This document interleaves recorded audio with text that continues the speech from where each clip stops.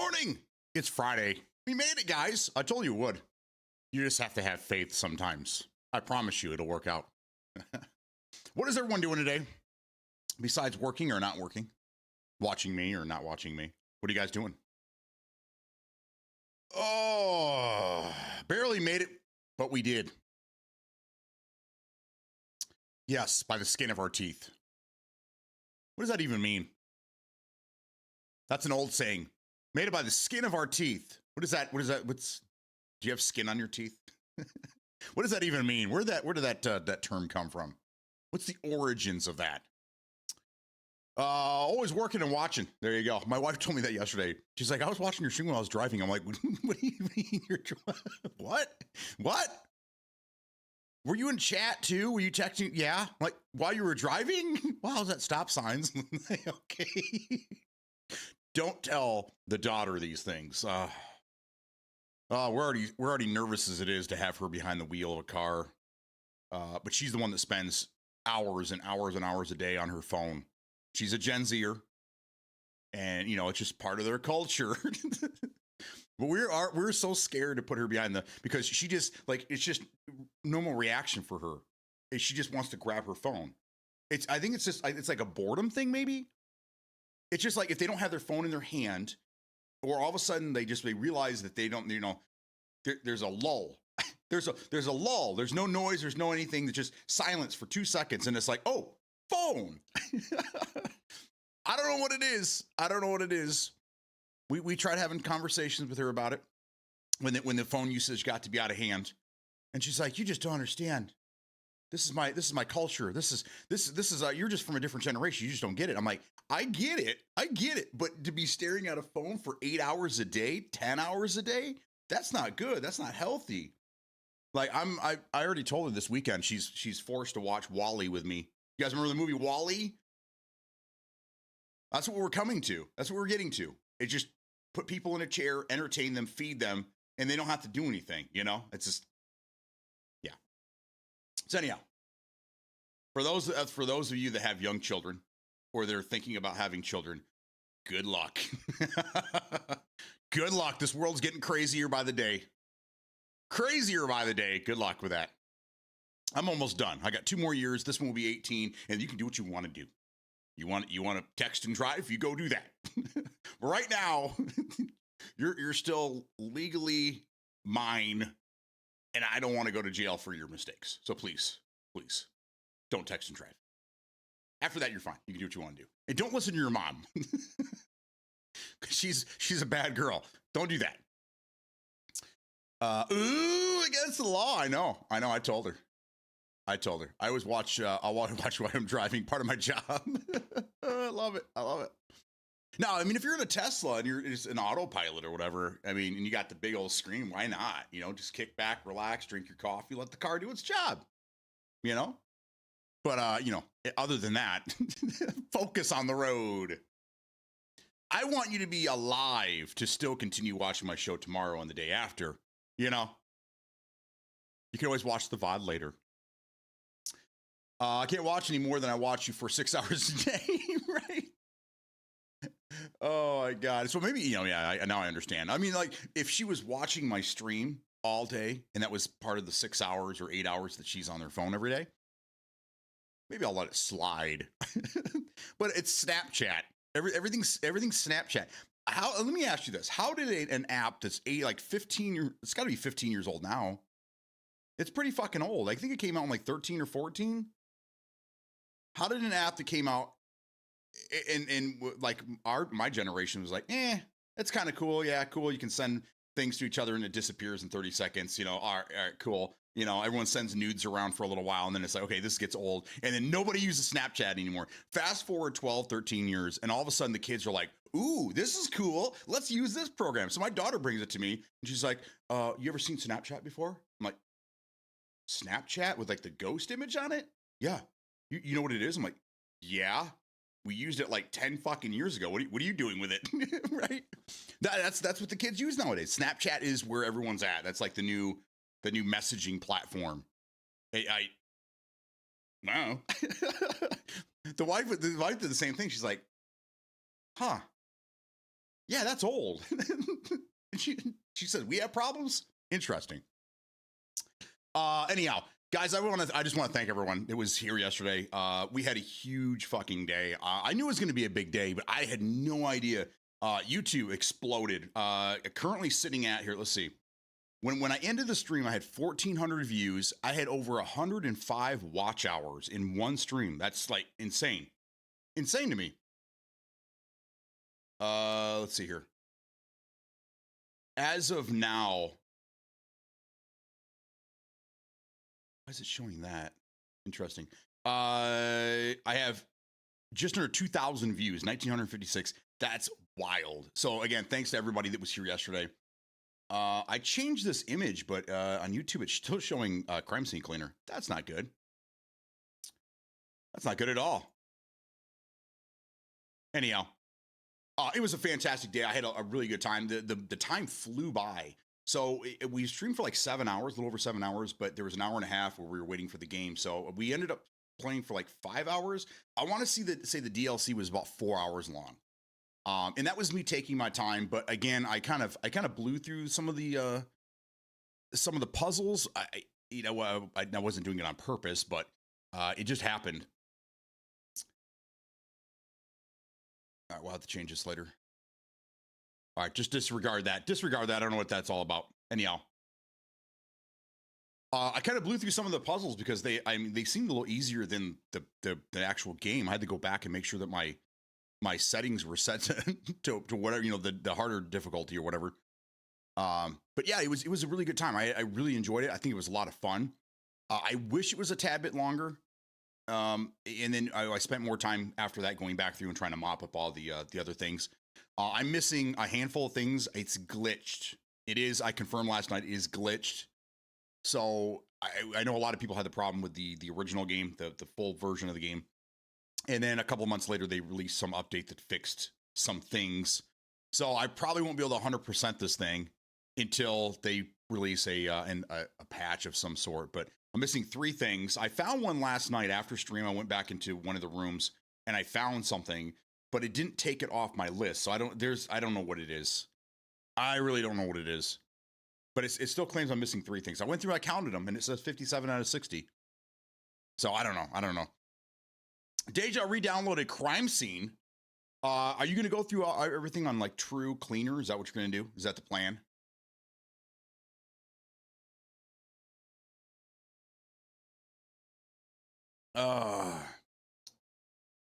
Did I play Blade Runner? Like which one? I played the Blade Runner, the point and click adventure from like the 90s. Is there a new Blade Runner game out? Hell no, just doing your challenge. Oh, shit. Take your time. Take your time, please. Because the deal was, after you completed it, I got to do it too. So please take your time. Take your time on that. Last night, the wife wanted to play some games. She really enjoying this game called Coral Island right now.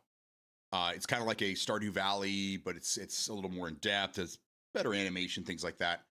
So she's really been into that game. It's on her Steam account, which is nice. So I jumped back into Battlefield 2042 last night for a little bit. And I keep seeing everyone saying, like, go to Portal, go play Portal games, this and that. They have an AFK lobby, or a lot of them, actually. So you just sit in this lobby, and it just XP. You don't have to do anything. You just sit in the game, walk away, go AFK, and it just gives you XP for the battle pass, which I think is a genius idea. But you got to leave your computer. You got to leave the game running for however long you want to do it. So it puts a little wear and tear on your machine, but I think it's a good idea. I didn't realize that you can get XP for that stuff in Portal. So anyhow, I went in there last night, and then they have a couple of bot lobbies that are set up that have full XP and a bunch of other things, and I was able to knock a couple things out. So it wasn't too bad, but at least it was a map that was halfway decent called Haven. That one's not too bad. I like the more close quarter combat stuff. Without the big sight lines where snipers can take you out easily. So that was kind of cool. That wasn't bad. I played for a little bit. And then, of course, it wears off pretty quick. I can usually play Battlefield for like an hour, and then I'm kind of like, all right, I think I'm done. I think I'm good now. And then I went back to editing some videos, which today we have a new elusive target coming out. So as soon as I get done with stream, I'm going to go ahead and knock that out. I should have my VCR hooked up over here, trying to get that knocked out. I have one video finally done. I had to go clean it up in DaVinci Resolve, and I completely forgot how terrible VHS quality is. And without the proper equipment, like a super VHS player and in a capture card that'll do S video, I'm doing the best I can with what I have. But I'll have 2 skate videos out hopefully this afternoon. One of them is called Love Child. This is probably one of my favorites. It's very, very short. It's only like 18 minutes long. But this is from '92. And it has one of my favorite skateboarder of all time, Day1 song. There's not a lot of him on here. There's only a couple of minutes. But just to see the origins, and a lot of these guys really, really young. I mean, a couple of them look like they're 12 years old, and they're out there just fucking kick flipping for days. But yeah, this is the tape I usually watch back in the day because it had good music on it too. It's all oldies, which is fantastic. But I'd watch this to get pumped up, and then I'd take my board uptown and I go fucking skateboarding and stuff. So I have that one. I have a Thrasher video. I'm missing a few of them. I think I had 1 through 5. This is 3 here, so I don't know where the other ones went. I gotta locate them. And then this right here is the Holy Grail. The Holy Grail of VHS tapes. ICP's Stranglemania, one of my favorite videos of all time. I'm working on this one today. I should have this up hopefully tomorrow. I'm going to try to upscale it as close to 4K as possible. It's not going to happen. Not going to happen. But I'm going to do my best to clean this up and put it out there for you guys. So if you've never seen this before, it'll be out there. And you guys, I'm telling you, you guys will fucking love this. It's hilarious.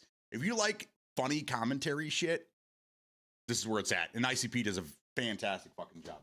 So a lot of videos coming out to YouTube over the weekend. I'm still working on, I started 2 months ago and then put it aside. I'm still working on my video for Gray Zone Warfare when I do the last 2 tasks solo, which I can't really take complete credit for that because if it wasn't for Honda 88, I wouldn't have been able to get the last one out of Sapphire Bay and or Midnight Sapphire and then complete the challenge. But God, what a great game. It looks like speaking of Gray Zone Warfare, they have up on the test server 3.05 035 and they have some decent updates in there for AI aiming, something with swaying, and then they're getting things set up to go to Unreal Engine 5.5, which will help prioritize certain things, help with VRAM crashes, and optimize for certain video cards. So that's all taking place today. So I got a lot of work ahead of me. Today's gonna be a very busy Friday. Probably it's gonna pour into tomorrow as well, but I got a lot of good content coming out for you guys. So stay tuned as always. I made a quick reel or I guess it would be a short or a reel, whatever, of how to complete that. One of the last challenges we did in Indiana Jones yesterday, I put that up on YouTube as well. That actually took off. I did it just a couple minutes before I started to stream this morning. And let's see where we at. Shit, I already have 120 views on that. So let's go. Yeah, I like it. Okay, cool. It's been like 15 minutes. So anyhow, I kind of figured that right now Indiana Jones is where it's at. A lot of people I might even do a video on just how to complete some of these puzzles because after yesterday, there's a lot of people looking for this content and there must not be enough of it out there. So supply and demand, you know how it goes. It has a cyberpunk look to it. It's coming to Epic Store again for free, I believe, next week. Okay. Well, I mean, have you ever seen the Blade Runner movies?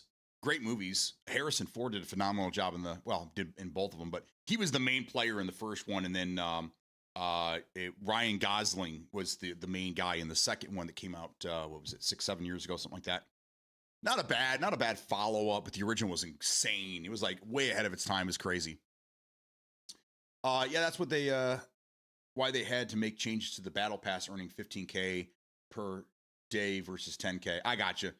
Because XP Farm's taking advantage of. Well, good. I mean, that should go to show them, though.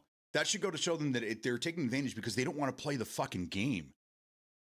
If they just want the battle pass stuff for Battlefield 6, they don't give a shit about the game. And that should tell them something. It shouldn't be like, oh, we got to, these guys are exploiting things. It should be like, why do they rather do this than to actually play the game? Oh, because it sucks? Got it. Let's do something about that. But, whatever. Whatever. Snapback Artist, how's it going, man? Hey, appreciate all the art you've been putting up for us lately. I watched your stream the other day while you're doing this live. Really cool stuff, man. Keep it up. Keep it up. Let's play tonight. What do you want to play, Smokes? What do you want to play? Battlefield? I've been thinking about getting Battlefront 2, Star Wars Battlefront 2 up and running again. But I think that all wore off, right? Because it's been a couple months now and I don't hear anything about it anymore. I don't see any streams. I don't see anything about it anymore. But it was pretty big for like a week. It was huge. Everyone's going back. Numbers are going through the roof on Steam. So I don't know. Is anybody playing that anymore? Is it worth another download? Is it worth going back and playing that? I don't think I've ever played it on PC. I may have. I don't remember now. Anyhow. Thanks, and I'm all good. Thank you once more. No problem. The thanks is all mine. Free to Escape. Good morning. What's going on, buddy? How you doing? How are those kids doing? Are you learning them? Are you getting them learned this morning? You want to play some Gray Zone? Bro, I'm down. Let's go. People exploit every game, though. Yeah. Absolutely. There's always somebody out there. See, like, I don't look for exploits. I look for, like, I'm just like a beta tester at heart. I've been doing it for so long. I should get hired. Someone should hire me to work from home, to beta test their game, and to find all the fucking problems with it, because I'm pretty good at it. I find issues. I don't find exploits. I find problems. And usually live for you guys. And then it's undeniable when I find I'm like, see, there you go, guys. There's another one. It's not just me talking shit in a Reddit forum. I'm actually showing you guys there's a fucking problem with this. Bonus day off today. What? That's cool. So the kids are sleeping and you're over here chilling with us. I appreciate you, man. That's awesome. It's awesome, bruh. So, okay. So how many people have played Indiana Jones after yesterday? Did anybody download and play it yet? The new DLC? I should specify that. Has anybody done that? And what did you think? Or did you just watch me and go, okay, I've seen it all? I've seen it. I think the puzzles, so my rundown is that I enjoy the extra story. I really love the puzzles in the game. The water one was a little tricky at first, trying to figure out exactly what they wanted. But I mean, that's the beauty of it, is that you go in not knowing what they want. I think actually that was probably the toughest one. The fireball one, that wasn't that hard. It was just the mechanics, trying to put the tracks down, fighting the game to put the tracks down. That was the toughest part of that. And then oddly enough, the big one, after you get the cylinder and you do that cylinder, that tripped me up for a minute. And then I realized, okay, you got to do individually for each 4 pillar. That ended up being just really simple. So I don't know. I wanted one more big puzzle. Actually, I think the one that was on the floor with like the little scepters or whatever, I think that was probably the best one. That one actually made me really think. I think that was probably the best one on that. That was great. That was a good idea. Utilizing a map on the floor and then having little story pieces to open each door and stuff. So I enjoyed all of it. I think that the whole, like, this giant that has lived, somehow survived for 1,000 years sitting in a chair. And then he comes to life when you go down there. We're kind of getting into the little crazy stuff there. But I mean, yeah. It was all right. That fight was cool too. I just ran around until we figured it out. You do have to hit him in the head, and then you kind of like stun him a little bit, and then you can start pulling his armor off. And yeah, so I had a really good time with it. But the time flew by. Here I was thinking, we were at almost 5 o'clock in the afternoon, and I looked down and it's like 2. Like, oh, this was quick. Because I think we had just talked about, okay, I'm hoping to get 6 or 8 hours out of this, and ended up being about 4. And I feel like I took my time. I didn't run through the game at all. But yeah, there's a lot of there's some replayability in there. It's I was nervous because the original game did have problems with some of the collectibles, the way that they worked. I there's some things in there that need to be tweaked. Still my favorite game though. There's some things that need to be tweaked a little bit, but for their first outing away from killing, Nazis in droves, they did a fantastic job with Indiana Jones. And I'm really excited about 007. I think this is a franchise that was put in the right hands. Indiana Jones was put in the right fucking hands by giving it to Machine Games. IO Interactive, James Bond is in the right fucking hands. And we saw that yesterday when I showed that off to you guys. If you guys have watched on Discord, again, there's that 35-minute playthrough or whatever. That right there shows you what this game's going to be like. I know a lot of people aren't on board with it. They're expecting something different. But for me and all the other Hitman fans and the 007 fans, this is what we're looking for. Finally, we get something fantastic. And I do have to retract a statement that I made yesterday. The last three Indiana or 007 games, they were not first person switched to third person. There was one of them. I think it was Quantum of Solace was. But Bloodstone was a third person game, I do believe, the entire way through. So, this goes back to the GameCube when there was Tomorrow Never Dies. I'm trying to, I think there's one game, or maybe GoldenEye. I think GoldenEye, the reboot or whatever from 2010 or whatever. I think that was a first person as well. But there's been a lot of TPP James Bond games. More so that when I see all these comments about, the N64 version was the best, and how dare they go TPP after the best one? And they thinking, did you not play a Bond game between 1997 and now? Like, there's so many games that are TPP Indiana or 007. So I don't know. So, but I was wrong about that. There's the last three. I think two of them were TPP, one was FPP. But it still kind of counts because you're FPP until you take cover, and then the camera pans out and it's third person. So I don't know. Either way, Bloodstone was a fantastic fucking game.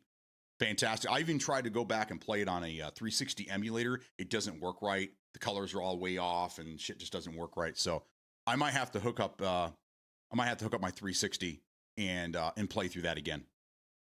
Matter of fact, I just rebuilt one to play burned discs. And I think that's how I own Bloodstone. So we'll just do that. We'll just do that. We'll play through it again to get us all pumped up. Sorry, I talk so much I forget about you guys. Feel like I'm talking to myself a lot. Hey, get scared. Happy Friday, man. What's going on? How you do? I see you're really enjoying that Kronos. Not Cronus. He's not a cheater, guys. Kronos. It looks like a Dead Space game, wearing a spacesuit and all that. It's really dark. Watching your stream, not that there's anything wrong with your stream, just the game is really dark. And I noticed that yesterday when I was playing Indiana Jones. There are some areas where it's so dark you can't even see, like the viewer can't see what the hell's going on the screen. I probably should tweak the brightness a little bit for you guys, but man, some of these games are so dark it's hard to view. It's hard to watch. But they're so creepy. I love the Dead Space games. No, but I sold 3 cars on car dealer sim. I did see that you were playing that the other day. I've seen it all watching you play yesterday, although it was great to see that Indy still gets double crossed. I knew it. I called it too. I was like, he's going to pull a gun on him. He's going to pull. Oh, Indy, you should have seen that shit happening. They always double cross you, man. Get it through your head. Never turn your back on an ally. If only the kids slept. I was just a human diving board for the 2-year-old or 2-year-old before I came in here.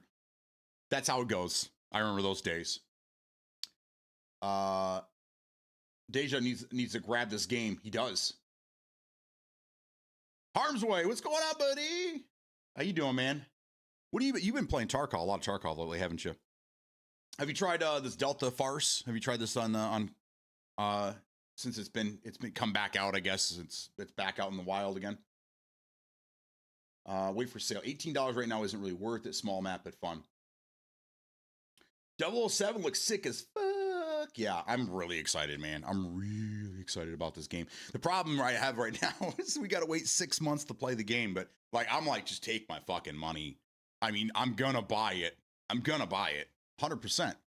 it could fucking suck, and I'm still gonna buy it because I love 007 and IO Interactive is amazing. They're fucking great. Let's see. Crossed. I was gonna. Oh man, there's an. Oh yeah. So, in the next 10 days, in 10 days from now, Arena Breakout Infinite is finally going to go 1.0 on Steam. There's no release date for this console version that they haven't said anything about in over a year. So I don't have any information on that for you guys. You guys have Delta Force, so just be happy with that for now. But for the people here that played the game a year ago and maybe just fell off, are you guys interested in going back to playing Arena Breakout? Would you recommend Delta Force over Arena? Are they right around the same? Are they different games? I played Arena Breakout for a couple days, and it felt more Tarkov for me. Delta Force kind of felt the same, but a little more arcadey, not quite DMZ levels, but I mean, one seemed a little more realistic, being ABI, and one seems a little more cartoony, being Delta Force. So anybody here interested in playing that when it comes out on Steam? Is anybody going to be looking into that? All right, I figure Louis would be. We'll put one on the board for Louis there. And then on top of that, so that's going to be PC only going to Steam, but I know a lot of people don't really care for games that have their own launchers. You have to go to their website and download all these additional things and that. So this is a big thing for them. This is part of like Enlisted. That was one of the reasons why I didn't play Enlisted when you guys were recommending it to me back when I was playing Hell Let Loose for a while. Is because you had to go to their website, you had to put in all this information, you had to get their, I'm good on that. So then we're really excited to see it was going to come to Steam. This was what, a year and a half ago. I think it was in like March of 24. We were waiting for it to come out. Sure enough, it did. Tactical Stoner with the raid. Let's go. What's going on, guys? Happy Gray Zone Day to you. Where was I? Fuck, I lost my train of thought. That's what happens when I get excited when people come in. Hey, come on in. So anyhow, Arena Breakout being on Steam now, as opposed to, that's what it was, the launcher from their website. So I don't like those things. So when Listed came out on Steam, it was locked behind what $20 DLC, and then they ended up having to pull the game for predatory practices and blah blah blah. Yeah, I don't know if I'll go back and play it just because I've already have and I didn't really care for it. But if it's 1.0 and they've made enough changes in the last year, maybe I'll go back and play. So maybe Louis, I'll jump in there with you and try it again and give it a shot. But again, I'm not really into to Tarkov and Tarkov like spin-off games or whatever, carbon copies. Not a big fan. Not a big fan of those games. The closest I get to that type of game would be probably Gray Zone, but Gray Zone's not an extraction shooter. It's an MMO FPS. And by the way, again, thanks, Tack. How you doing? Who are you today? You Lamang? Were you Mithras, Crimson? I know you jump around a lot. Are you on the test server? Did you try out the test server today? I know that went live this morning. I'm down if you are. Hell yeah. ABI is better than Delta. Okay. I don't remember playing it. I think I did. I'll check it out. It's just on the 15th. You might want to give it a shot, Smoke. They tested Unreal Engine 5 for. Okay, so that is in the test build. I thought they were getting things prepared for Unreal 5.5, because right now I think they're on 5.2 or 5.1, and it's supposed to clear up some things, fix some of the lumen lighting issues and stuff like that. It's not. They said they're not going to 5.6 just yet. That'll happen down the road. I'm not sure what the difference is between 5.5 and 5.6, but I did watch that when they were talking about it. So, because you're on Crimson, I'm thinking about jumping in the test server and checking that as well, and just seeing what the performance difference is. Just because I'm done with the game. So if they wipe me accidentally or lose my game save, whatever, that's fine. I do want to help Smokey though with getting through, because I think he's at like 130, 140 tasks completed. So he still has a way to go, but I want to get back in there and relive those horrifying times in Midnight Sapphire and Tiger Bay. So, yeah, absolutely, it would be nice. It'd be nice because there's a lot of people that I think left Gray Zone because they were hoping that the game was going to be more optimized, I guess.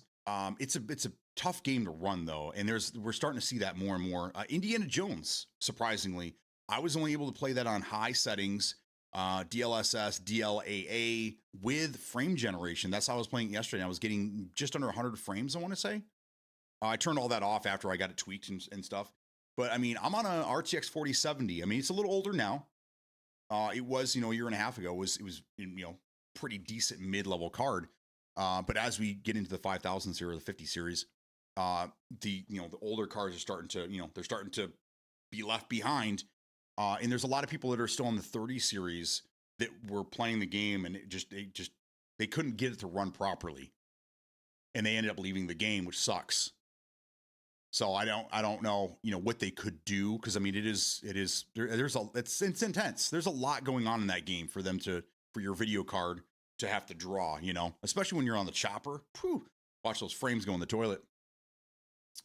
So when people ask me when it's coming to console, my answer is always like, probably not ever.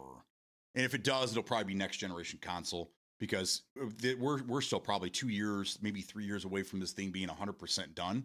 Right now, I think they say we're at like between 25 and 30%. That's pretty solid though, because you get a lot of game. There's a lot of game there. So can you imagine what this thing will be like when it goes 1.0 and the whole map is full of shit to do? You can go in the red zone. You can go, go hunt down a predator in the, there's so much to the game there. I'm excited. I think that's the best $100 I ever spent going forward, because now I own the game forever, and every time they do a wipe, I go right back in there and I spend hours playing the shit out of that game. I think I'm close to 400. I think 400 hours. The game's been out for a year, a little over a year now. It's wild. Actually, it's been like almost a year and a half. It's either way. I've done anytime he wants some help. He's a Mithra like me though. So I mean, I guess you guys could try to find the same server and jump in there. But don't you have a couple dummy accounts? There you go. Free wants me to hydrate. Man, I want to hit my coffee again.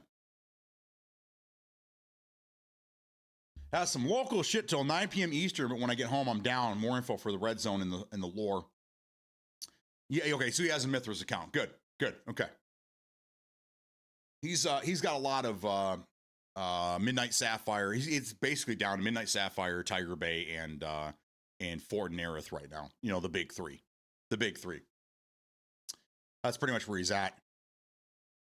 We got a couple things figured out. I go back in to help them to try to get my level my character up to 50. I think I'm at 42 or 43 right now, and then find the fucking Elder Room key. I've been to Bon Pa like 30 fucking times, cleared the city multiple times, checked every fucking pocket. And the last time we went in there, I murdered everybody, but I hadn't checked everybody yet. And I think Smokey found the key on one of them. I think it was the leader. Honda got it the time before that. The game's just fucking with me is what it is. They know that I'm looking for it, so they just don't want me to have it. Yeah. Oh, Honda, that's right. Honda found it. Oh God. Anyhow, that I wish there was more to the game. I know I could wipe and start over, but I hate doing that. That's like taking a game save and just going erase. I can't do it, So I like getting back in there from time to time when people are on to help them out, because I remember a lot of the tasks and how to complete them, where the things are. I know we're kind of at the end of the BR phase, right?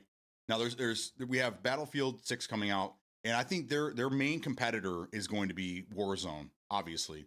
PUBG is kind of a thing of the past. Apex Legends is kind of a thing of the past. Fortnite's always going to be Fortnite, but Fortnite's evolving into something much bigger than just BR. It's a play zone, really. It's kind of like Roblox. There's so many things to do over there. It's not just BRs. So I think Battlefield 6 is going to compete directly with Warzone, and we'll see how well that does. I'm hoping it does great, because we need COD to fail so they reboot it for the better and not nonsense like they've been doing for the last 10, 15 years. As we exit BRs, after that, I don't think we're going to see many more, if any. Right now, everything's extraction shooters. Extraction shooters are where it's at. That's where everyone wants to be. That's what everyone wants to play. I know Tarkov's the granddaddy of them, and it's now we're seeing a lot of extraction shooters in different genres. They're all over the place. You have games like Exoborn, which it's an extraction shooter because you extract at the end of it, but it plays way different than other games. Arc Raiders is another one. I think we even have some like other games that are from different genres that have an extraction type thing. So that's like the new stuff right now. Everything's extraction, this extraction, that. Gray Zone's doing something different. They're a massive, just a big open world sandbox. Dynamic servers. When you leave, the times keeps going. The days keep running, and you just drop in and out whenever you want. I want more games like this. Gray Zone is something special in regards of creating a new concept. I mean, you could say Arma was kind of like but Arma brought a lot of different things to us because of mods, right? But Gray Zone is something completely different. It's such a gem. I would love to see more games like this, and I'm hoping going forward we start seeing more of these MMO FPS games. I know there's a couple of them that are in the works. I don't really know much about them other than they'll be out to be announced, basically. But for those that play Tactical Stormer, maybe you know, are there any other games similar to Gray Zone out there right now, or any that are on your radar that are coming out in the next year or two that have piqued your interest, or anything really in general? Because I can't think of anything to compare Gray Zone to. There's like nothing out there. It's something completely different. I think a lot of people are missing out on it, especially people that like hardcore shooter games that don't want to run and gun, and don't want to have to put 6,000 bullets into an enemy, or can get shot 50 times and just have to play it up real quick and they're good to go. I'm looking for more milsim FPS open world games, and I haven't found anything out there like it. Anything. So this is me asking you guys, do you know of something? As a community, this is what we usually do. We put our heads together and we try to figure something out. And we usually do. There's a lot of good information out of you guys, and that's why I like doing this. You guys teach me a lot of shit, and then we all learn together when people come in with answers for certain things and figure things out together, and I love it. So if you guys have any idea of any game similar to Gray Zone that's either out now, coming out soon, or in the works, whatever, let me know. Put it in Discord. Go in Discord and send us a link or something. Put us a link in there for us, because I love these fucking games. Game, plural, singular. Sorry, none that I know of at the top of the top of that. Okay, I see. I don't know either. But I want more. Don't get me wrong. I love BRs. PUBG is where I got my start. I played PUBG. I was a partner with them. I loved it. I eat, breathe, shit, fucking PUBG for years. That's all I could think of. Ask my wife if she thought it was an addiction. It might have been. I don't know. But since then, I've left the game, and I don't really miss it. I mean, I do from time to time. I don't know. We'll find out really in November when we go back and play for a day or 3. Maybe we'll see what happens. But I don't really miss it too much. The extraction shooters, some of them have got my attention. I've been really playing a lot of single player or co-op games lately. Nothing PvP kind of sticks out to me. I tried Battlefield. Not a Call of Duty guy anymore. I like Hell Let Loose from time to time. Still kind of jump into that to play things. I don't know. I'm kind of, this is kind of I'm in a drought, a gaming drought again, where everything that I was excited for or played, and I've already beaten the shit out of it, and it's time to move on to something else. I know we've got Borderlands 4 coming out soon, or is it already out? See, that's where I'm at right now. I was like, I didn't really play Borderlands 3. We tried playing it. We tried playing it with, was it Penguin? Penguin, were you the one that tried playing Borderlands 3 with me a month or so ago? And we got like a half hour into it, and then your internet went out. But even then, I was kind of like, eh. I'm kind of excited for the Outer Worlds too, but that doesn't come out until like October. Uh, this month, the only thing I'm really excited about, unless I'm forgetting something, I have a list. It's buried under this VCR over here. Uh, of all the games that are coming out in the next couple of months. I have Exoborn. There's another playtest. The 3-week playtest starts on the 16th. I'm trying to get into this Reaper actual playtest that's starting soon. Again, if you guys are interested in playing this, I showed you guys the video yesterday. I in Discord on the general tab, I think I put something else underneath it. There's the video in there, and then there's a link to their Discord. It's an invite for you guys. If you guys are interested in jumping into this playtest, which that this might be an actual MMO FPS, they haven't really said. It looks like a big open sandbox survival military game. But either way, I want to try it out. And if you guys are interested in playing as well, make sure you go click that link, get involved over at the Discord, and they'll put you on the waiting list to get in, which I think today at 2 o'clock. Yes, today at 2 Eastern, they're going to be streaming on Discord and on one of their Twitch stations. They're going to be doing some gameplay from different points of view, from a few different devs that they have doing this right now. So you'll be able to see what the game's all about, see some hands-on, and then maybe that'll get you guys pumped for it as well. But this playtest is supposed to be really, really soon. So get in there now. Get in line so you guys can play this. Let's see. Thoughts on Helldivers 2? Real quick with that one. I tried jumping on the hype bandwagon for that game when it came out, a year and a half ago. I ended up buying it. I played it for about 3 hours. I absolutely hated it. It was not fun to me. It was very boring, and I haven't touched it since. So, I haven't played it, but I'm tempted to purchase it on Xbox. You might like it. People tell me you got to play with friends. Unfortunately, I was playing solo at the time, but even with friends, I don't see it being a lot of fun. It was just kind of very boring. Where you just shoot this, go back to the ship, go to another place, shoot all these things, go back to the ship. It was just, I don't know. I didn't really like it. Yes, it was, but I had a shelf cloud come though. And Borderlands 4 comes out on the 12th. Okay, so we're a week away from that. John Pohl, good morning. How you doing? Good to have you here. You could try Silk Song as a platform game. You could be used to that. Nah, I looked at that too. I didn't really care for the first Hollow Knight or whatever. Is this Exoborn? No. This is Reaper Actual. If you want to get into Exoborn, that you can join as well. I don't know if they're accepting any more. You could try. I don't know if they're accepting any more applicants for that playtest. But that one starts on the 16th. I don't have a link to that one because I'm already involved in that. I'm already involved in their Discord, and I've been in the last 6 playtests, it seems like, that they've done over the last year. In that game, every time they do a new playtest, it gets better and better and better and better. I can't wait for the game to come out. Hopefully, it doesn't go up against Arc Raiders because they're very similar games. I think Arc Raiders is going to do well, and that comes out in November. I think it's November. Exoborn will probably be Christmas or early 2026. But that game's shaping up to be really, really good. The only downside to that is it's third person, but the way that the game works, I don't think it could work first person because of the things that the powers and shit that you have, the exosuit that you're using. You have to be able to see what the suit is. Yeah, whatever.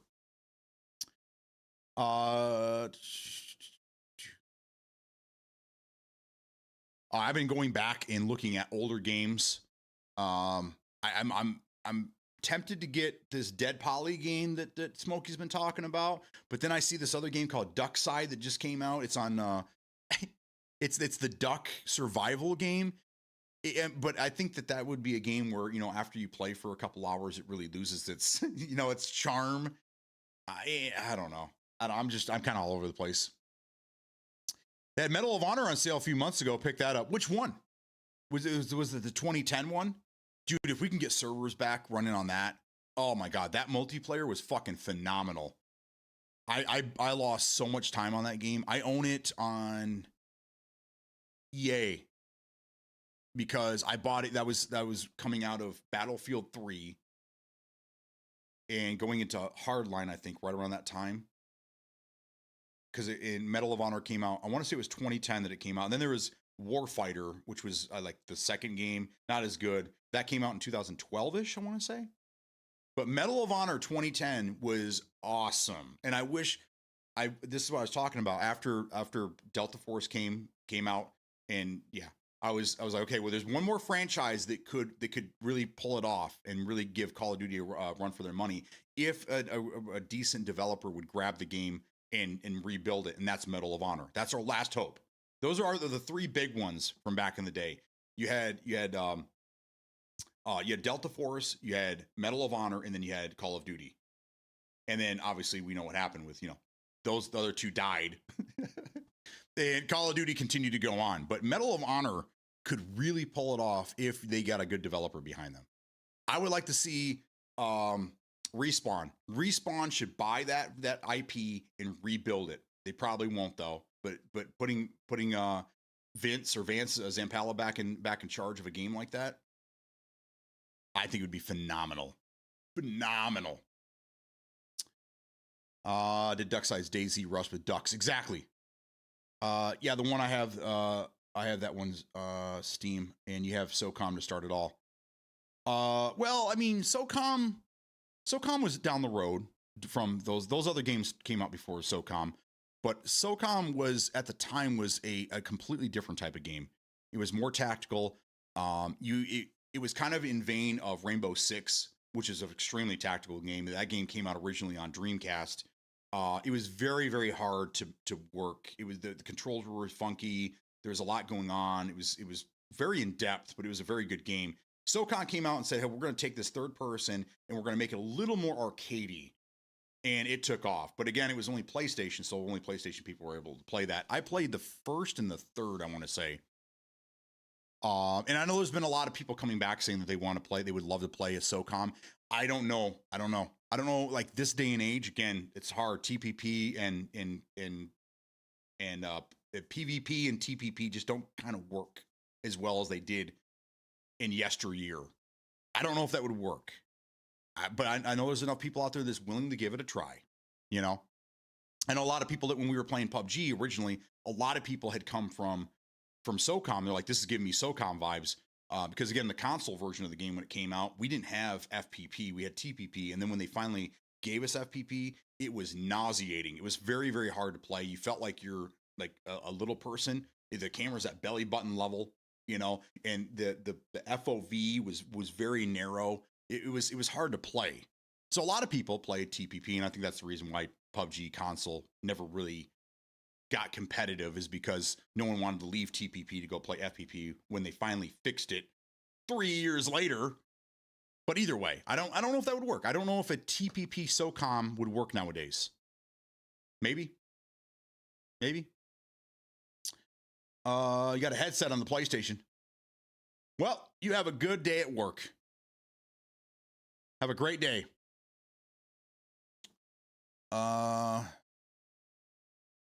So that's kind of where I'm at.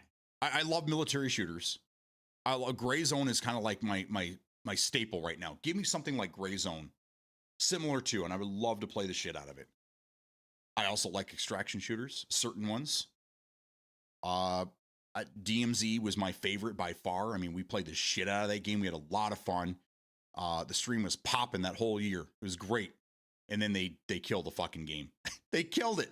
Like, why do you kill something that so many people loved? And since then, we've not really got any games similar to it, with the exception of one that died very quickly. But it was called Outlawed. Came out at the beginning of the year. It was pretty much a carbon copy of DMZ, low poly with a lot of sexual undertones. Whoever designed that game, built that game, there are some horny boys. I'm telling you. Go back and play that game and just look at things. I mean, you had to collect porn mags and dildos. I mean, yeah, there was something going on, but it was a lot of fun. It was a good time. Not enough people played it. They didn't really support it. There was no comms for randoms. It just ended up being kind of crappy. But we got something DMZ like, and that's what I was asking for. So I guess that was it. But nothing else has come out like DMZ. Unfortunately, So I know that there's a lot of rumors every year, every Call of Duty that comes out. There's always these rumors that people start. Oh, the DMC's coming out this year. DMC's going to come out. 100% confirmed it's coming out, and then the game comes and goes, and there's no DMZ. But I'm to the point now where I'm really, really hoping that next year's, that's the new rumor now, is next year, not this year, but next year's we'll have DMZ involved. I don't know. There's still rumors saying this year it's going to have one too. So I don't know. Whatever, man. If you would give us DMZ 2.0, where we could play on all your Warzone maps, but they were DMZ-ish, okay? And we stuck to military fatigues. You get four different fucking different clothing to wear, and that's it. We don't bring in Beavis and Butthead. We don't bring in Family Guy. Love Family Guy, but we don't need skins in a military shooter of fucking Family Guy or Beavis and Butthead for that matter. Give us our military feeling game, and I'll be happy. I would play the shit out of it. That's how you're going to get me back to Call of Duty. But unfortunately, I don't think that's going to happen. I'm looking forward to Battlefield 6's BR. I don't know. I don't think I'm going to buy Battlefield 6 for reasons. But when the free-to-play BR comes out, I will be jumping in that, and I will be giving that a legitimate try. Maybe we'll be able to get Peak back in here. Maybe we'll be able to get Ricky James back in here to play some games. I don't know. We'll see. They were our morning crew for a long time. But it'd be nice to get back into playing those types of games again. So, anyhow, we got to move on with the day. What time is it? Oh my God, I've been running my mouth for an hour already. You kidding me? I'm surprised you guys are still here. Maybe you guys fell asleep. Maybe you fell asleep and forgot that you left the channel on. All right, so we're going to do this. What day is it? It's Friday, dude. We've been talking about this all morning. It's Friday. September 5th. September 5th. Today we celebrate National, is it Chianti? It's the wine, right? It's not Chianti, it's Chianti. That's how it's pronounced. I enjoyed his liver with some fava beans and a nice Chianti and a chilled Chianti. What movie is that from? National Food Bank Day. These are very important, especially this day and age. Our daughter is in the National Honor Society. She has to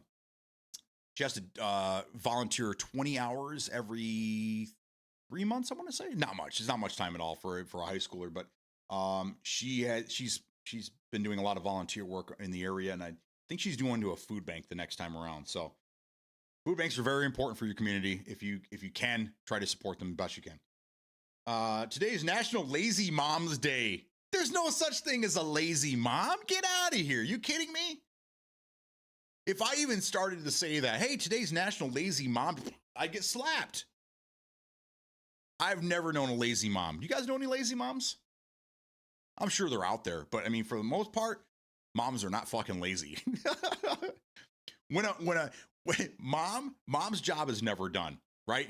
Us guys, us dads, when we get sick, oh my, we're on our deathbed. We can't move for 3 days. Oh my God, bring me soup in bed. Oh, I can't. When our wives get sick, when moms get sick, they get up, they go to work, they slap their kids around, they get the job done, and they don't have time to be sick. I don't like that. I don't like that one. Let's remove that. How about we just National fucking Mom's Day, badass Mom's Day? Let's change that. Jesus. National Be Late for Something Day. Isn't that every day? Isn't that every day? I don't know what it's just. I think again, after COVID, everything's changed. The whole landscape has changed. My wife is telling me that they let more people go for tardiness and being and just no shows than anything else. People are late by an hour, and they always have excuses. Like, oh, this happened. She even told me about one person that told her that they had time blindness, and that's why they were 20 minutes late every day, because they had time blindness, and they thought that was a legitimate. They said they were going to go get a doctor's note for time blindness because that's a legitimate problem. I don't know, guys. I don't know what's going on in the world. National Cheese Pizza Day. All right, Kevin McAllister. Cheese pizza, I don't know, man. You got to have some toppings. That's just like someone got lazy and they started making the pizza. They're like, fuck it, I don't care anymore. Just put it in the oven. Whatever. I ain't got any time. And then all of a sudden it goes into tomorrow. I'm not doing tomorrows. There's too much shit there. So there you go. National Food Bank Day, National Chianti Day, National Badass Moms Day. I'm changing it officially right now. National Be Late for Something Day. Again, that's every fucking day, so I don't know why we're celebrating it today, but whatever. I'll have to ask the wife how many people were late today out of all of her 5 branches. She's a senior district manager, so she's, she has to oversee. Actually, I think she's up to 7 now. She's a busy girl.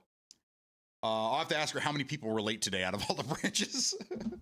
Well, it's a national day. You can't really write them up for it. So there you go. There we go, ladies and gentlemen. Yes, Clarice, a nice bottle of Chianti. That's right. Thought on pineapple on pizza? You guys know me so well, you know exactly how to trigger me. Pizza and pineapple do not belong together. As a matter of fact, there shouldn't be anything sweet on pizza. That's the, yeah. I don't really understand where anchovies came from either. I don't really got that. I know it's always been a joke, for the last 30 years since I was a kid. I remember it was kind of a joke. But my son worked for Jet's Pizza. I don't know if you guys have those where you and he said that there were certain people that would actually order anchovy pizza. I don't know what kind of a monster they are, but I don't, pineapple doesn't belong on pizza either. I don't know. But I mean, it doesn't matter. Again, I don't really care. For me, hell no. But you guys do what you want to do. I'm not here to shame you or tell you you're doing things wrong. We're all different. We all like different things. That's fine. That's fine. So you eat your pineapple pizza and you have a good time. Just don't eat it around me. Because even though I don't mind what you do, I will probably shame you. I will probably make fun of you a little bit. Just a little bit. Just a little bit. And that's fine. You can give back to me in return because, that's who I am. A little banter back and forth. Look at Metal Josh and me. You would think that we hate each other sometimes, right? We don't. We're very passionate about certain things that we like and dislike, and we have no problem going back and forth all day, every day, But at the end of the day, we're homies. We don't, it is what it is. I love doing that. Time blindness. So that was my problem my whole life. It probably is. Yes. You remember is it Arrested Development? One of the last seasons, I want to say, of Arrested Development. The sister was dating the guy that had the face blindness. He couldn't see faces. Like, it was just a blur. He didn't know who people were because of face blindness. Every time I hear that, I think of that episode. Oh, I ate cheese pizza when I was a kid because of Home Alone. Never forgave Kevin from not Yes, exactly. Where's my cheese pizza? Was it? Oh, what was that kid's name? His cousin. With the glasses. He had a goofy name. Like, so-and-so ate it all. And he drank all the Pepsi. Good luck sleeping next to him tonight. What was his name? Oh, what was that? What was his brother? Someone give me that name. He had a goofy name. The little cousin. I can't remember now. I like barbecue chicken on my pizza. Yeah. Barbecue chicken pizza is legit, bro. That's the only sweet thing is the Sweet Baby Ray's barbecue sauce. So good and so bad for you. It was like Holler. It was something Cougar, Kelser. I don't remember, man. Damn it. I signed up for the Reaper Actual on Steam. Good. Let's go. Make sure you go to their Discord though. You want to go to their Discord, and I think you have to sign up on the Discord as well. I signed up through there. You might be able to do it on Steam as well, but the kid that pisses the bed. Yes, what was his name? It's gonna drive me nuts now. It was like Holler or Fuller. It was Fuller. That was his name. Yes. Look it up. I'm pretty sure the kid's name was Fuller. I don't know why. I just remember it being a really goofy name. Sweet Baby Ray's. Yes. Yeah, over here we have what they call Jets Pizza. I'm not sure how many states they're in. They're really big here in Michigan. So probably some of the best pizza you'll have outside of all the other fucking chains that are around. My son worked there for like a year, and he learned the ins and outs, and he used to get his deals. And every time I pick him up, he'd come home with another fucking pizza of some sort, just shit that they throw together. I tried all kinds of different pizza because he's like, "Hey, Dad, you want to try some of this? We mix this time." I'm like, "Yeah, sure, let's go. As long as there's no pineapple or anchovies on it." But we had a lot of good stuff. But yeah, they use Sweet Baby Ray's on their barbecue chicken pizza, and it's like crack. It's so good. Ugh. But I have lost 10 pounds since my son stopped working there. So that it goes to tell you something. Pizza's not good for you guys. It tastes good. It's not good for you. Even with pineapple on it. Fuller from Home Alone. Yeah, he peed the bed. Yeah. Fuller. That was his name. I still got it, guys. I'm not that old yet. I know. Sometimes I trip over my own words and I'm like, I drew a blank. But no, I'm not losing it yet. Dementia is not going to set in for another year or two at least. Okay, so the actor is Macaulay's IRL brother. Yeah, yep. He's got like 3 or 4 siblings. One of them still works and is actually getting to be a bigger name than Macaulay. And I think that was the brother. But he had a couple others that were in other movies with him. It's Kieran Culkin, I think is his name. He's actually in a lot of movies, more so than Macaulay. Macaulay was only in let's see, he played bit parts in a bunch of movies. Home Alone was like his big introduction, but before that he was in Jacob's Ladder. I think it was called Jacob's Ladder. And then he was in My Girl. He was also the kid from Uncle Buck. So he was in a lot of movies until like the late 90s. Was Richie Rich, I think, the last movie he did? And then he just kind of disappeared. But either way, 7 siblings. Oh yeah, he's got a lot of brothers and sisters, but I think only 3 of them were actors. I only think 3 of them got into acting. As a matter of fact, in Home Alone, I want to say like some of the girls, one of the sisters was a Culkin. Like he brought all of his family to be in Home Alone. It's Kieran. Yeah. Yep. He's doing good in life. Married that chick Brenda Song. Yeah, dude. Like you look at him like in the mid 2000s when he was really on the down and out, and like paparazzi were seeing him places. He looked sick. He looked really, really bad. And boom, all of a sudden he married a hottie at 10, married at 10, got a kid now, like doing really good in life. Like good on him, man. Good on him.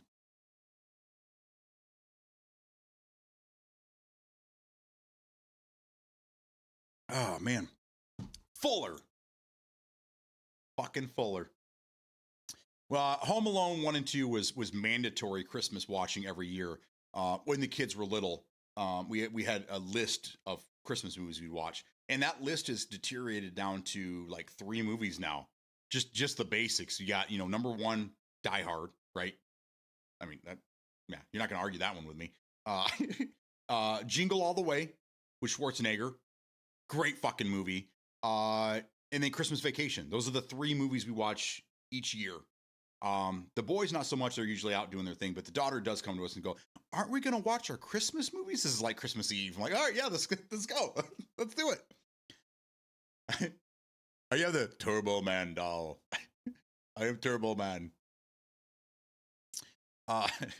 Those are the 3 that we watched. But man, back in the day when the kids were little, we had so many different movies. We watched Grinch. They loved Elf. Fucking hate Elf. Not that it was a bad movie, but we watched it so many times. And then Christmas Story, which got old when I was probably 9. Like I didn't want to watch. I knew like when I was 9 or 10, I didn't want to watch Christmas Story anymore. I was done. Yeah. And still every year, is it Christmas Eve? I think there's a certain day where I don't even know if it's around anymore, but a certain channel would play the Christmas Story 24/7. Like, bro, let's just knock it off. Knock it off. I hate Elf. Call me Elf one more time. Christmas Eve at TNT. There you go. See, yeah. So, and one of these VHS tapes, I think it was Christmas Story. Yes, on one of these VHS tapes, my wife recorded because I was working at a place called ABC Warehouse. This was in 2002. Okay. Very old. And I was on a commercial for this place. I did cell phones and car audio there. So she recorded this. It was Christmas Story, but during the commercials, they would be live from ABC Warehouse, and they did all these little segments with different salespeople and stuff. So I was on there, and I'm trying to extract that right now, so I can put it up for you guys so you can see one of the commercials I was in in 2002. So 23 years ago. Wow. Yeah. When I had hair, I still have hair. I have a little bit of hair, left, but I had a lot of hair. So yeah, that's another video that I need to do for you guys and get that out there. I always had the leg lamp for Christmas Story. Yes. My son has a small one that takes batteries. It's just a little thing. He puts it on his dresser for Christmas. I love those things. You'll shoot your eye out, kid. Yeah. Love installing a nice car audio system. Oh my God, yes. Back in the day, I am MECP certified. I actually had to do schooling for it and shit like that. But I worked at a place for a year called Cartronics, and that's all I did. I was the garage guy. I was the garage manager, and there was two other installers, and that's what we did. We did car audio and remote starts all day long. It was so much fun. We did DB drag races. We actually had a store car that we built. We took us almost 9 months to build this thing with some JLs in it, and it was just incredible, absolutely incredible. I miss that kind of stuff, but again, that was 20 years ago. And now you don't see car audio shit anywhere. Go to Best Buy or for anything, because cars nowadays, it's hard. It's very hard to switch stuff out, and the radios are actually pretty fucking decent now. They actually put some money into them. It's just the bass. You got to add some woofers, man. Got to have some woofers in there.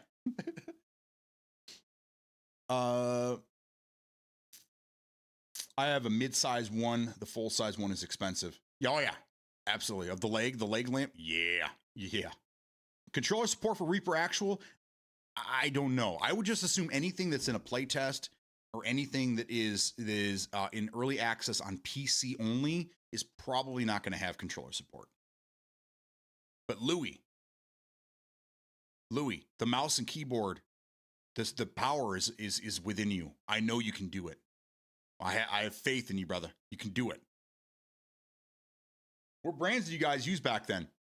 Okay, so back in my day, Blaupunkt was still kind of around. JVC was kind of Pioneer. Pioneer was the shit. Kenwood was kind of on its way down.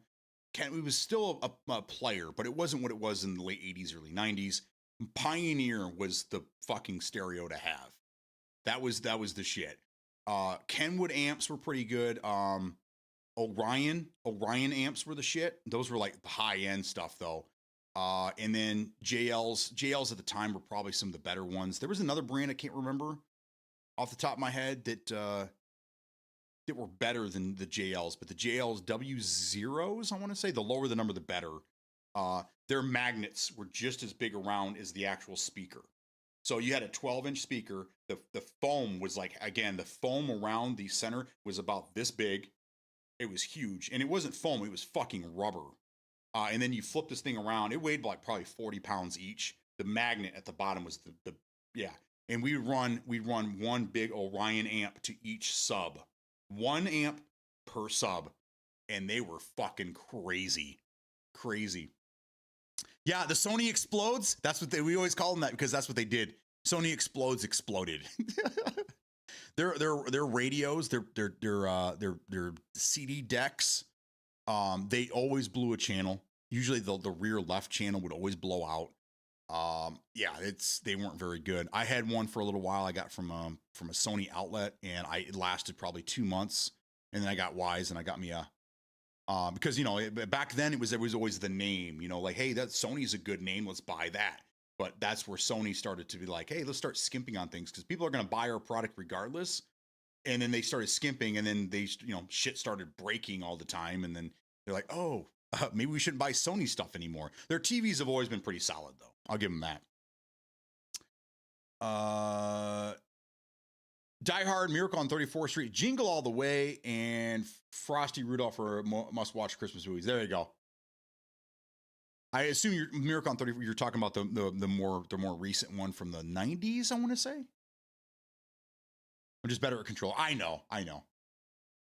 JBL amps weren't bad.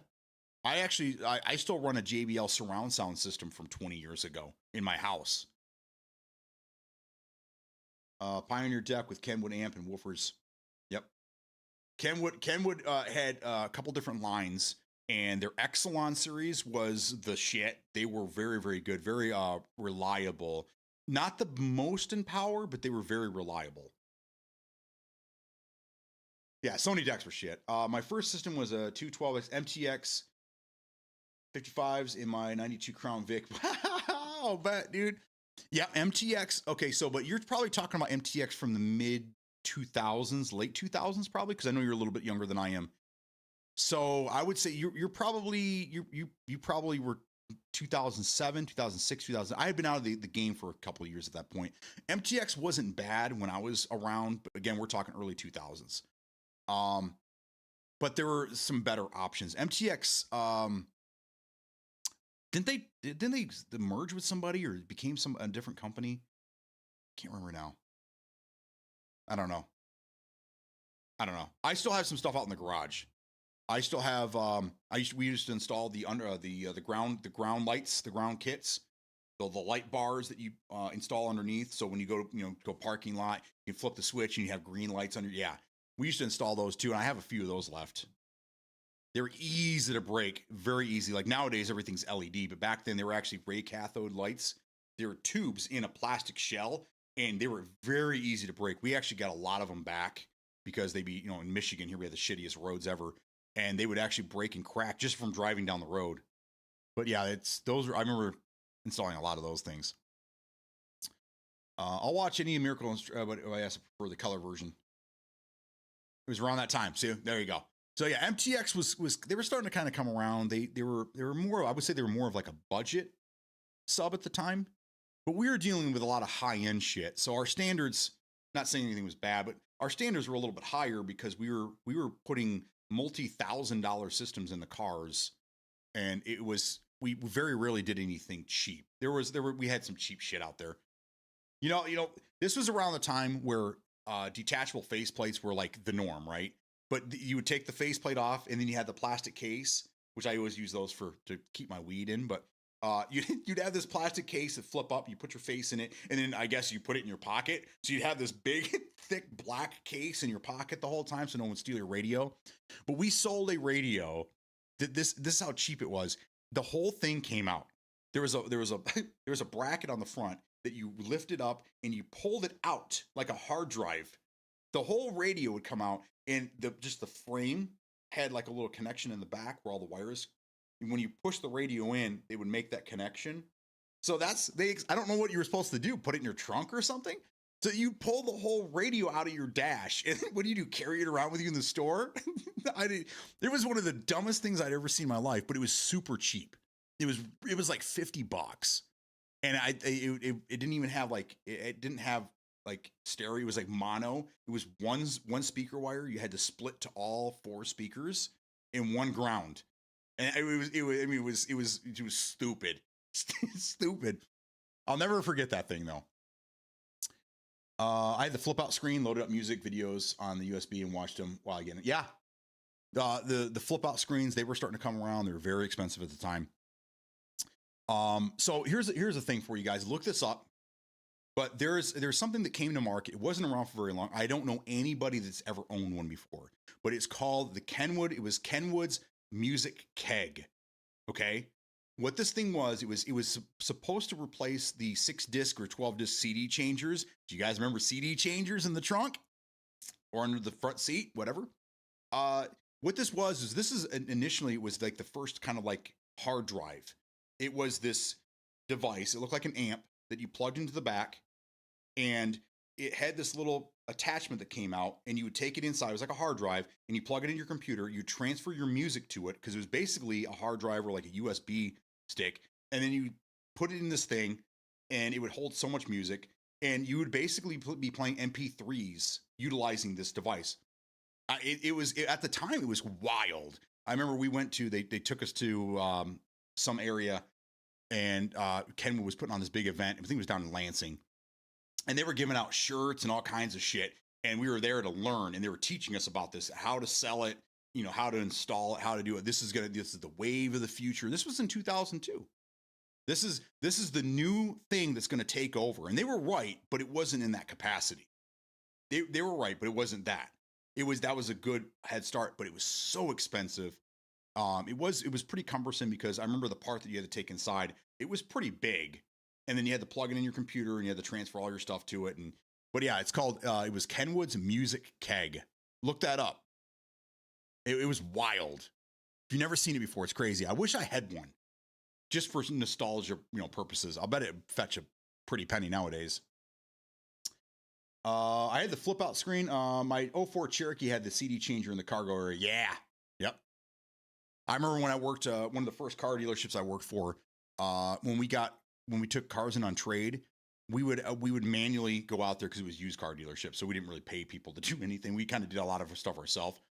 If they had a CD changer in it, we would have to go take it out because we had sold a couple of cars with them in there, and people would come back and be like, the CD changer's not working. It stopped working, and they wanted us to take care of it. So it just became a problem. So we just started removing them. So at one point I had like 10 CD changers, and I was selling them because they did like either throw them away or take them home. We don't want them here. I'm like, okay, cool.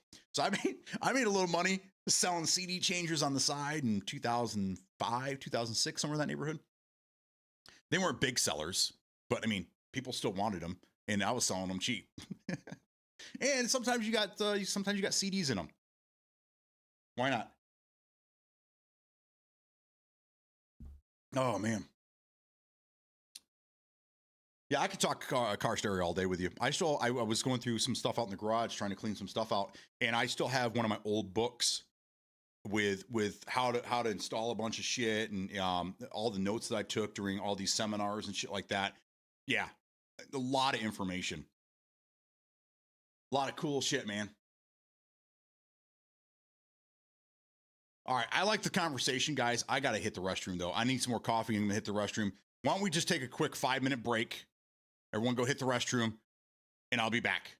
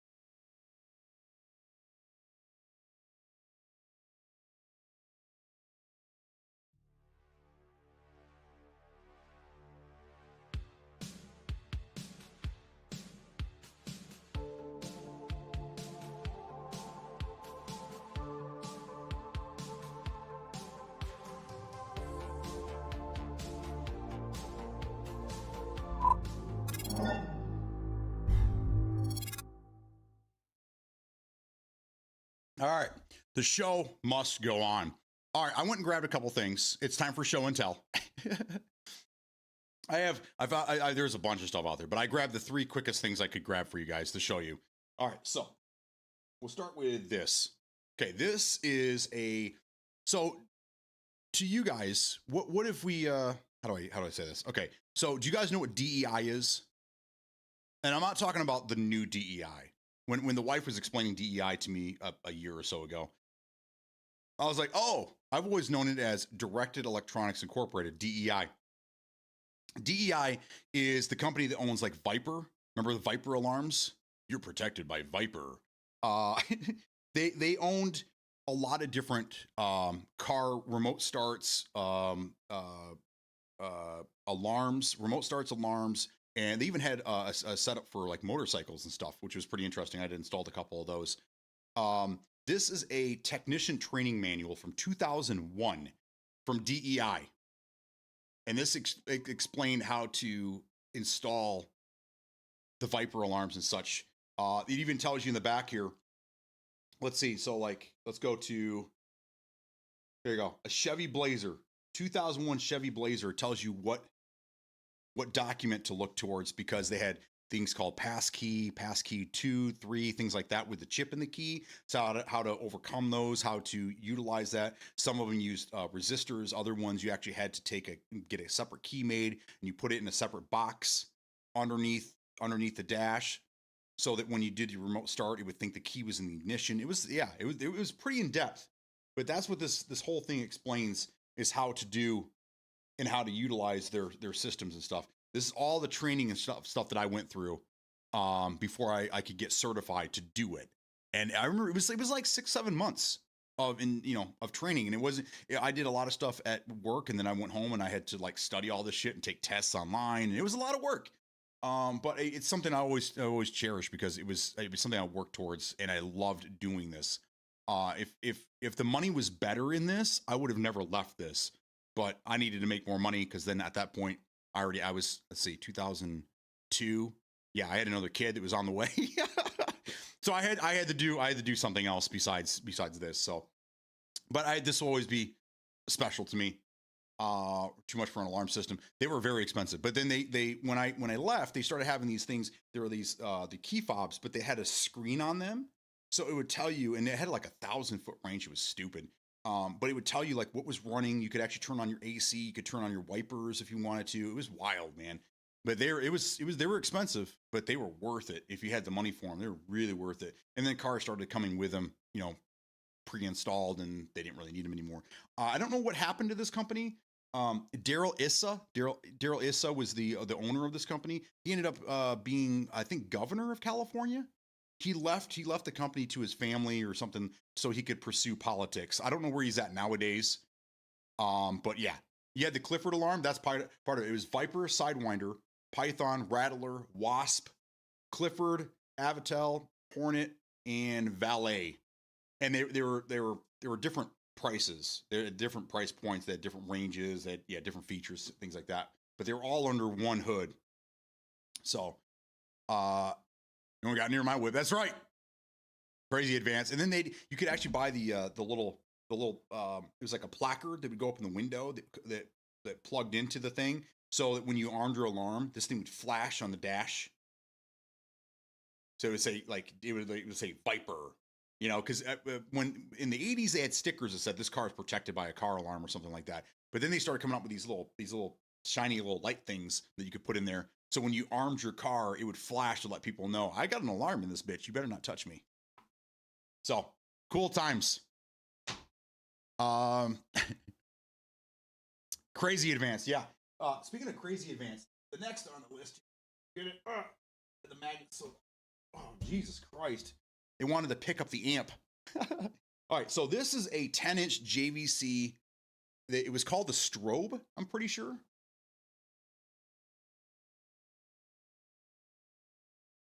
Here's the model number if you want to look this up. CSLD 3250. Okay.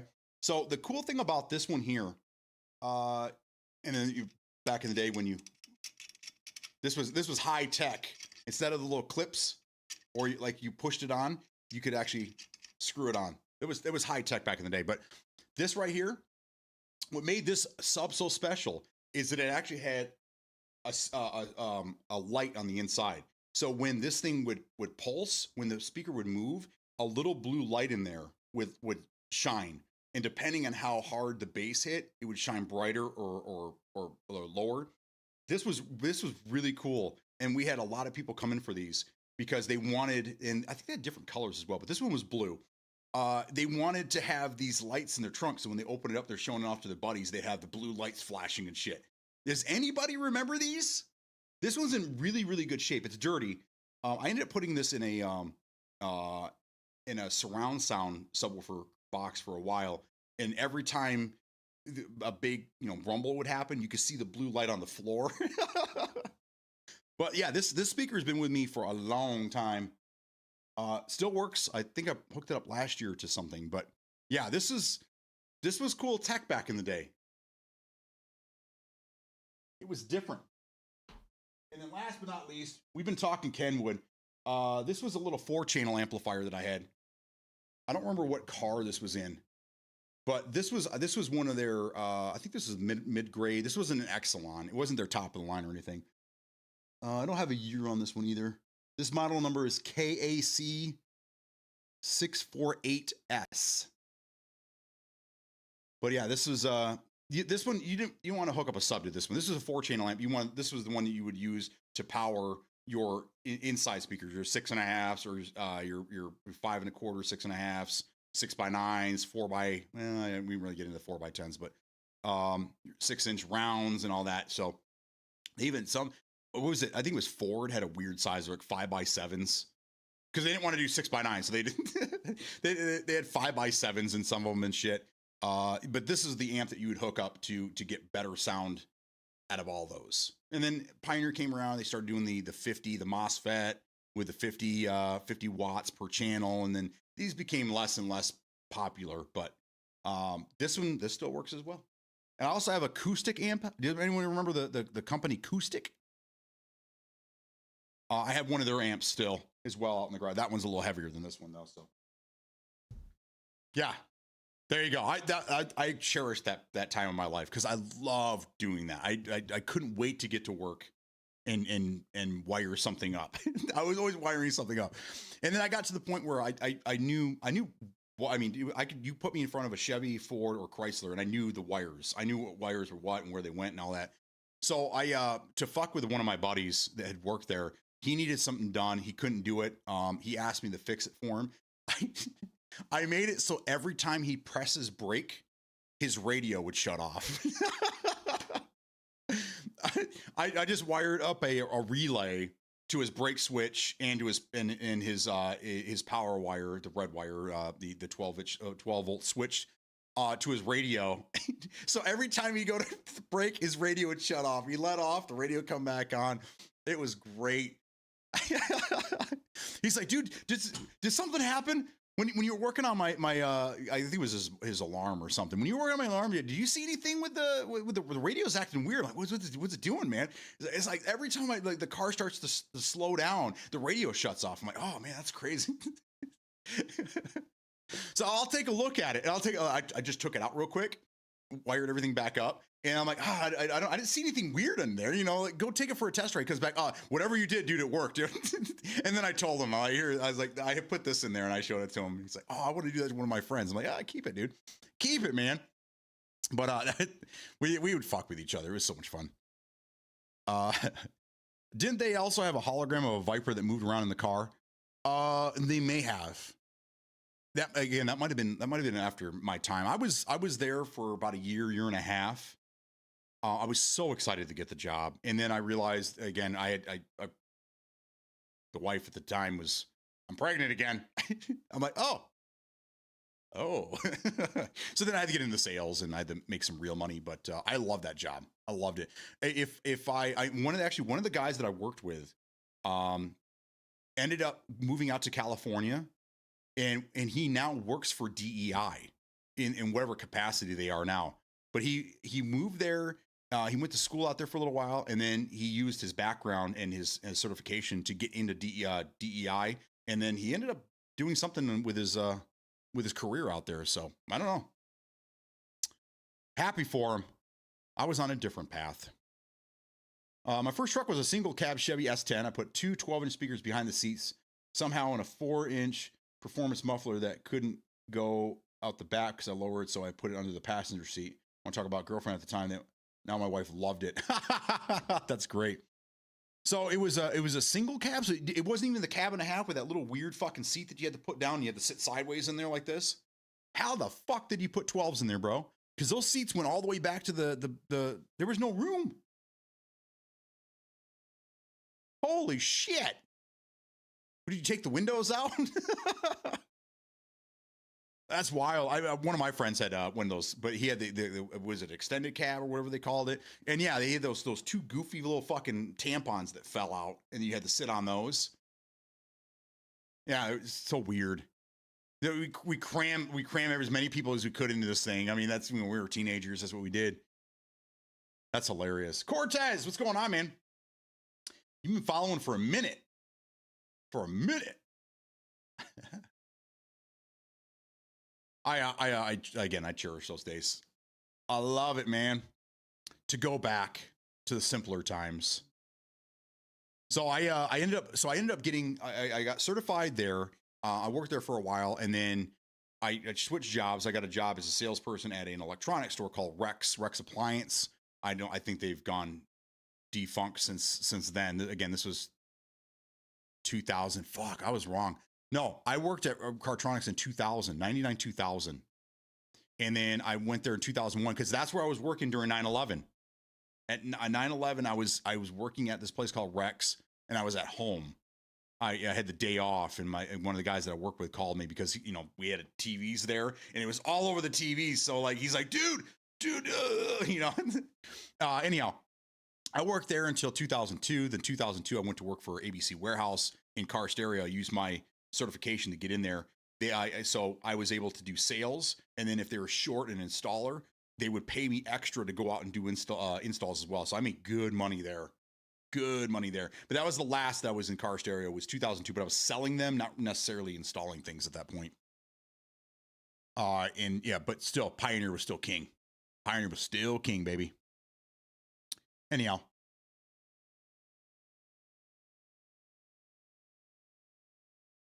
And then I got into car dealerships, and the rest is history.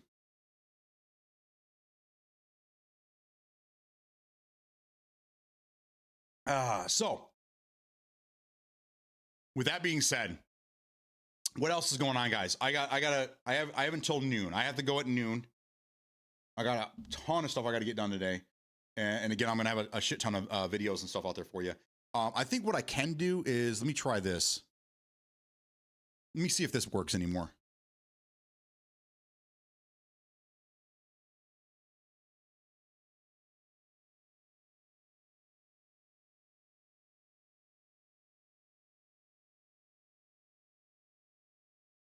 It doesn't seem to be working.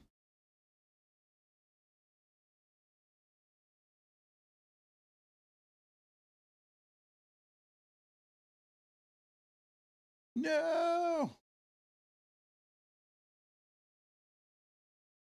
Fingers crossed. There we go. Okay, I think we're good. I have a little surprise for you guys if I can get this thing working. So give me a minute. I'm gonna see if I can get it going here. We got to do something, right? We've been talking forever. I know a lot of you guys are probably watching me while you're driving. So we got to give you something to watch besides my beautiful face.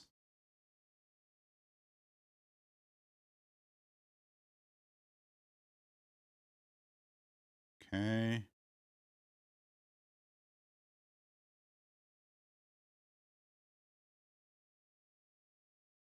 Okay. All right. This is Louis still here? Louis? Hello? Hello, Louis? If you're here, this is for you, brother.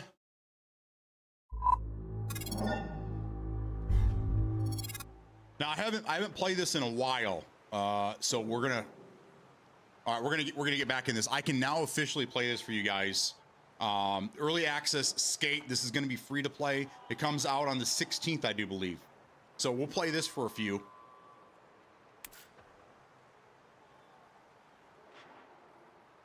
It looks like all my settings have been changed as well, so. Yeah.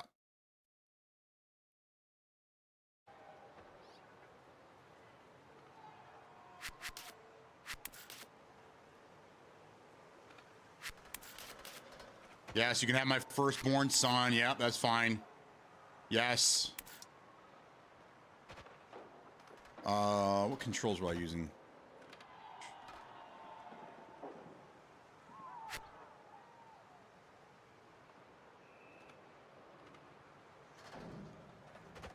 I don't remember which one I was using. I think I was using mouse and keyboard before, so this would be my first go at, with a controller. I don't recommend. This is the type of game I do not recommend you want to use mouse and key for.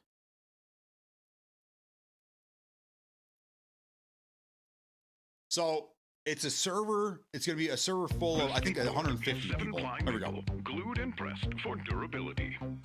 It is equipped with a T-shaped undercarriage, which allows for pivoting and turning.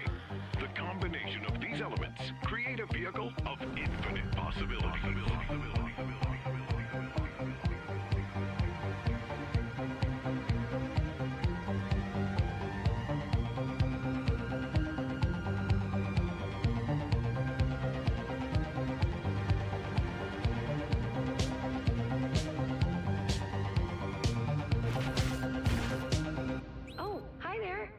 My name is B.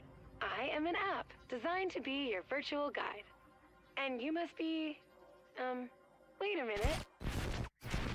Which one are you?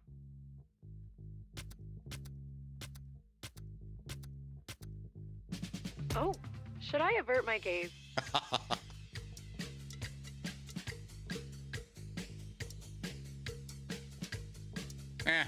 Go there.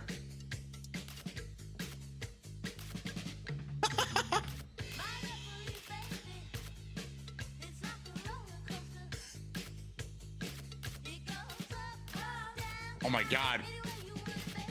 We'll just stick with that. I don't care.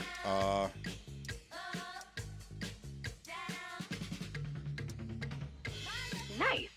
Facial rec. If I had hair, I'd get a mullet. The classic hairdo that never goes out of style. Not the fish. All right. Let's get some details for your RIP card, so others can see your basic info and we can get rolling. All right, looking good. The bus is waiting for us. I'm a goofy stancer. Let's roll. Boards that I started on? I did have some of those. I lived in California though, so they were more like beach cruiser type boards. Shred here on the Isle of Grom. Let's go. They were plastic with rubber wheels. Okay, to get you rolling, you'll need a skateboard. Fortunately, the local skate shop, Extrovert, has a complimentary one waiting for you at the top of that building. Onward!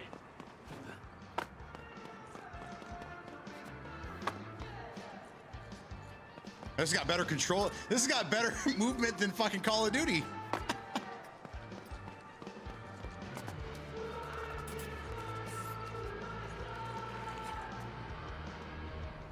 There it is, your very own board. Ooh. The key to the city. The most important tool for your time in San Van. This wooden toy is far from useless. It will unlock the full potential for fun anywhere you take it. It's both. You'll be flipping, grinding, carving, and hucking in no time. This in the original playtest, it was a lot of you had to climb up to certain areas Ultra Mega Ramp to skate, and yeah. Oh, this map has changed considerably. Holy shit! You've got this.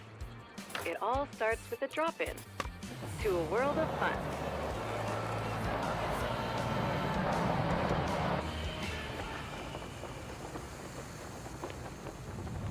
That was verified huge.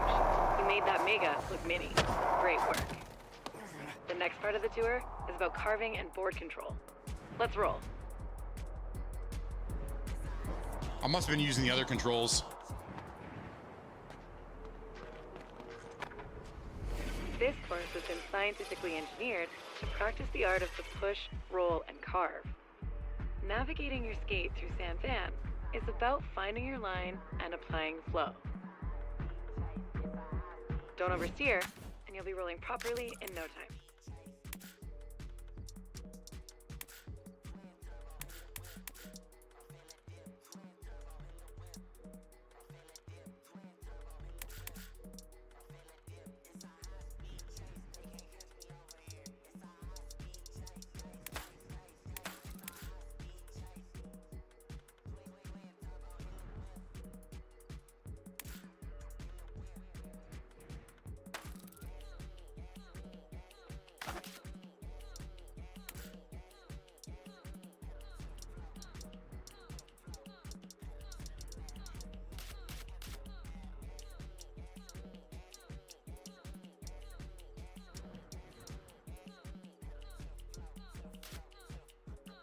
Where is the inverted?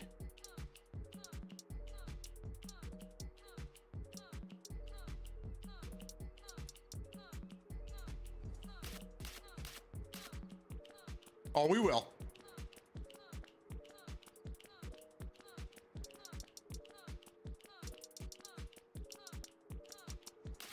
Should be under camera.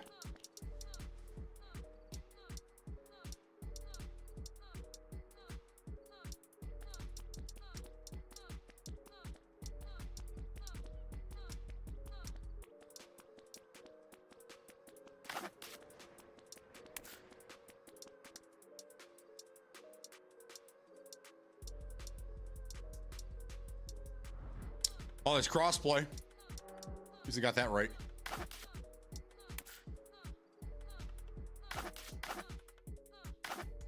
All right.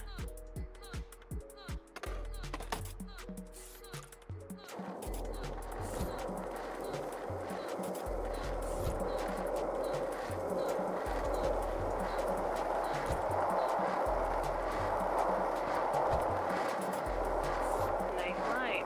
You're feeling the flow. Keep it up. That is indeed a proper carve. Verified success.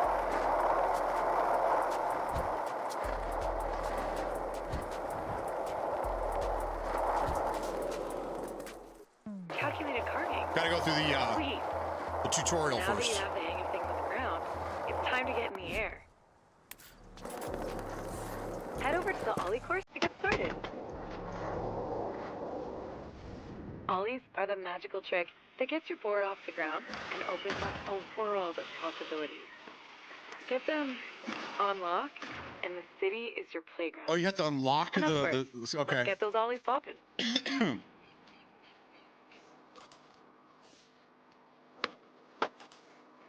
That's the make. Now try again. 2 to make it true. Now that you've got the Ollie down, let's add some speed and work on your timing. Pop shove it.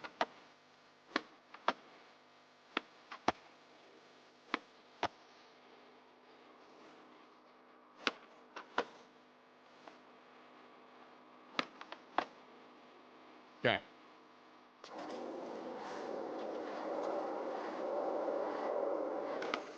Sick!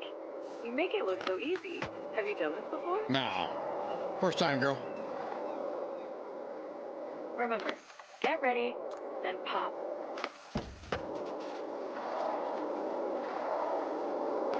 Yes, you're locking in your Ollie.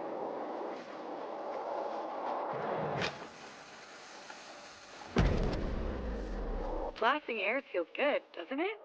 At least, that's what my research indicates.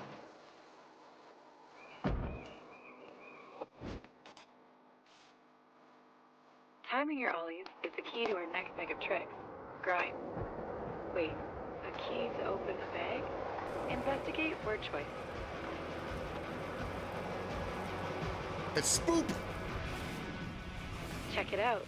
Grinds and slides are when you put your truck or board on a rail, ledge, or any sharp edge. Get grinds figured out, and you'll never see the world the same again. Get some speed and ollie or ride onto that rail up ahead. Remember your timing.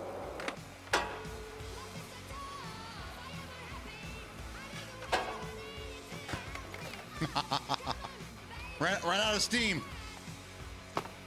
Probably pick up a board.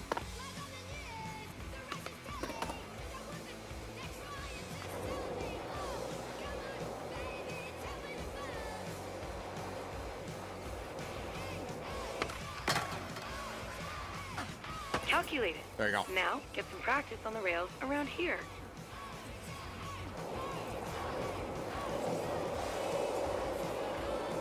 One down.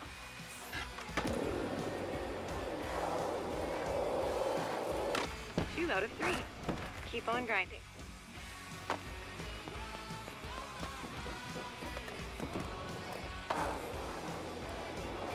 As a skater, you'll need a... Thank you, sir. May I have another? I'm just gonna lay here and take a nap. I'm tuckered right out.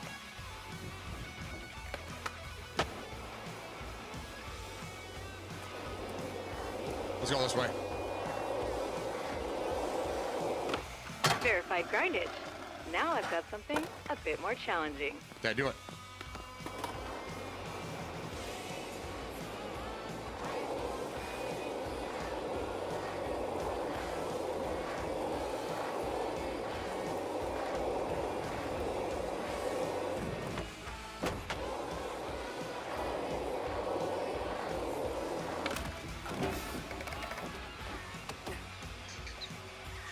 Oh, I just ragdoll.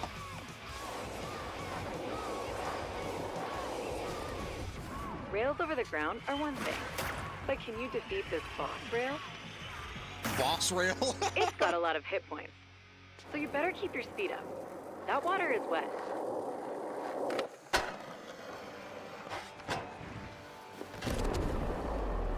You are now built to grind.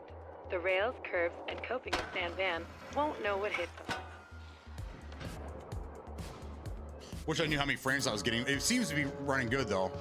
All right, one more course to go.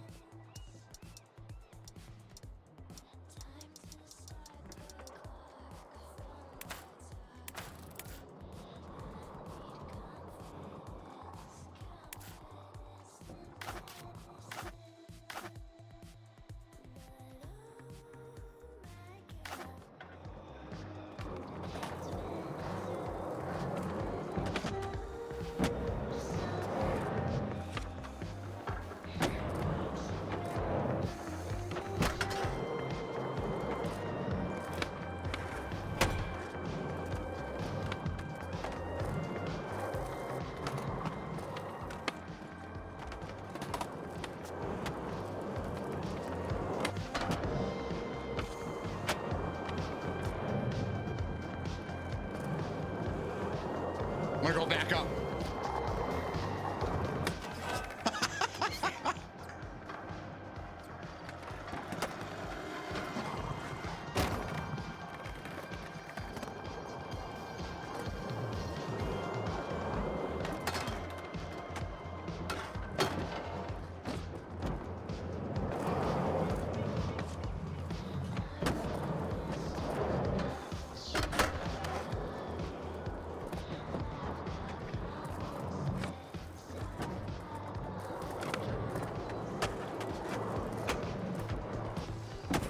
So you're limited on what tricks you can do until you unlock them.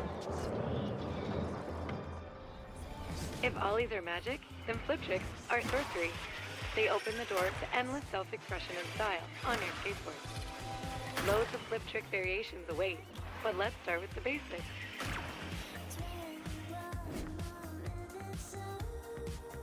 First, kick flips, a must in every skater's repertoire. Use your toe to Heel kick flip. the wall.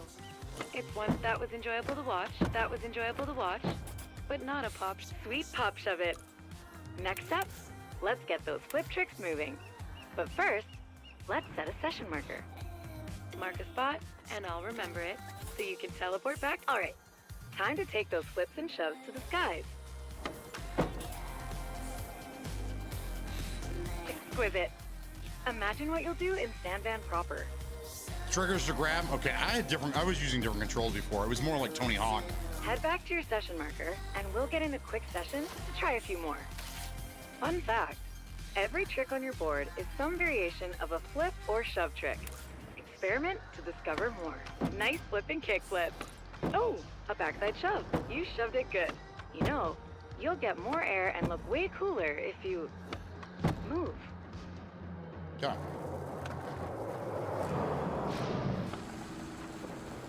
There you go.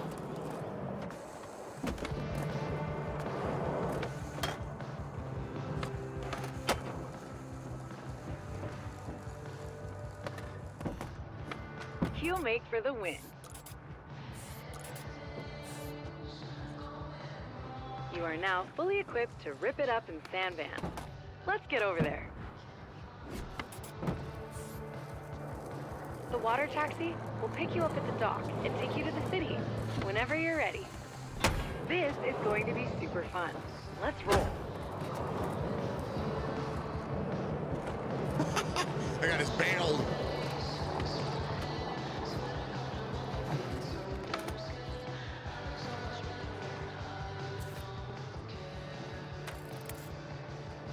Okay, so that area is new. I thought that was the whole town, but there were skyscrapers and there was huge jumps and yeah.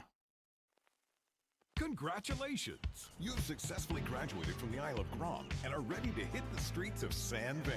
Yeah. With rails and ledges for days. Oh yeah. Stairs galore.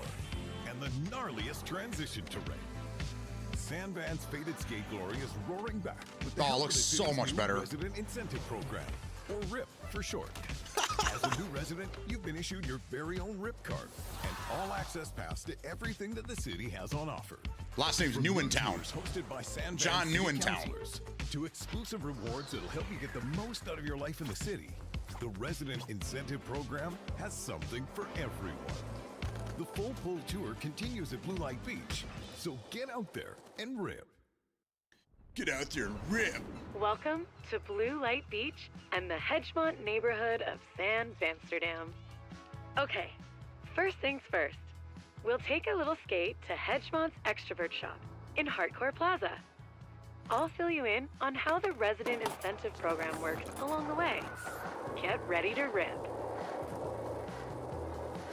The RIP initiative is all about reinvigorating the San Van skate scene and getting the locals and visitors hyped on the city. And all you need to do to take part is skate. Best way to get people hyped about skating is to just skate. Was I not holding? Oh, I must have tapped it.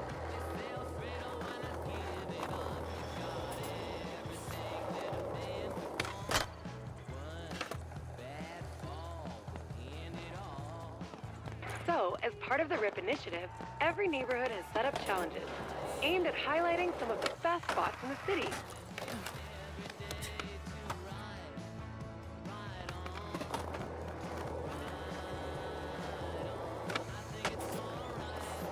There are a few types of challenges. Each one highlights a different aspect of what makes San Van so special to skaters. Completing challenges earns reputation. The more rep you've got, the more challenges the SVCC will throw your way. They want you amping the local scene. They'll also flow you rip chips, perfect for picking up the newest stuff at Extrovert. There's a challenge waiting for you up ahead. The ramp isn't connected to the ground. Look at.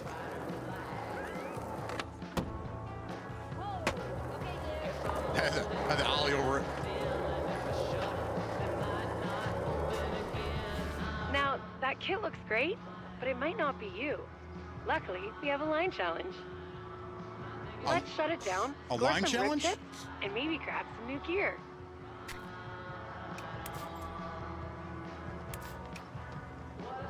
Oh, you can build shit too. That's cool.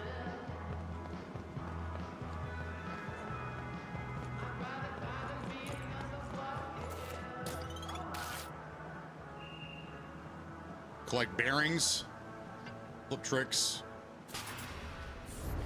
Challenges give you a series of goals to complete. The more goals you do, the more rewards you get.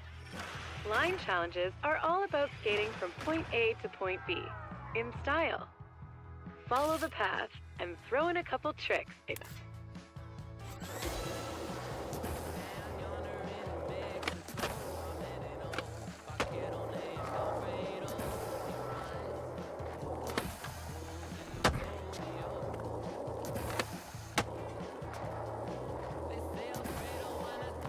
Whoop, if you miss one of the floating AR bearing things, you can always How did he return to gain your that session momentum? marker and try the line again. I wasn't even going that fast.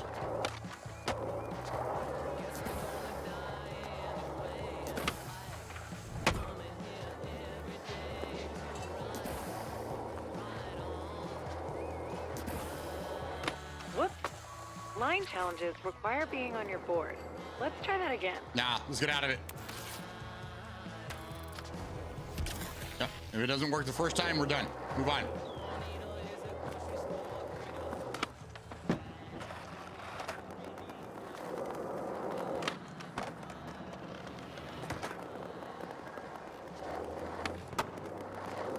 Yeah, this city looks way better.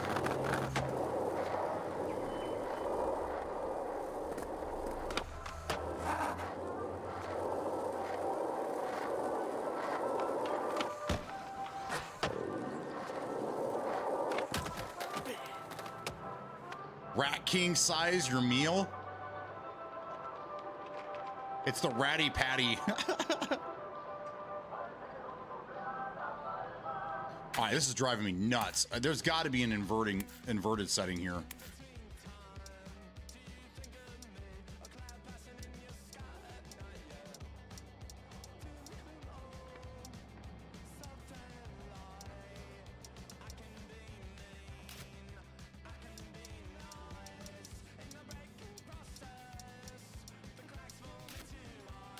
It's gotta be camera.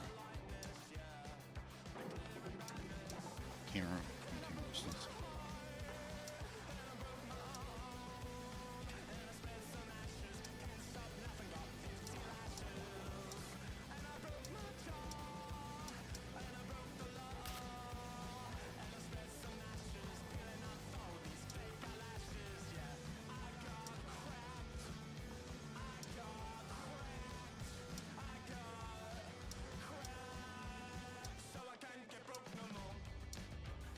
How do you not have an inverted camera setting?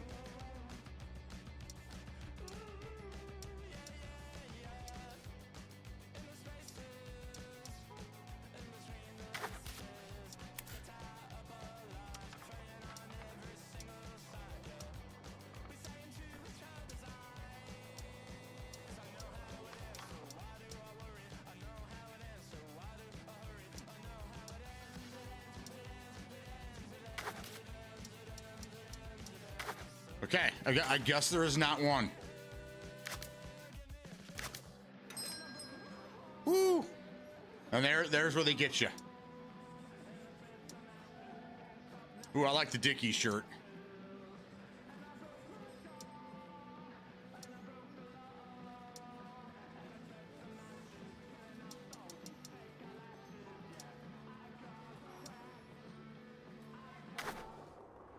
Okay.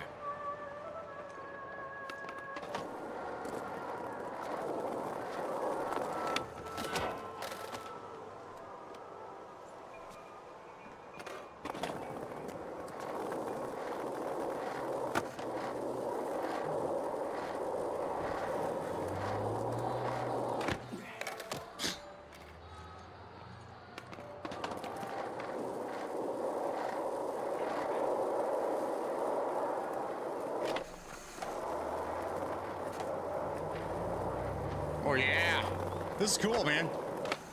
So many other people in here. Did I take a look at the Payne's Creek killing? I did not.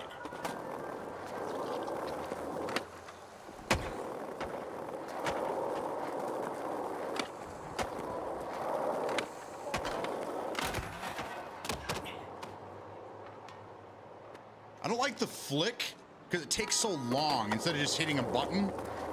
I need to change the controls.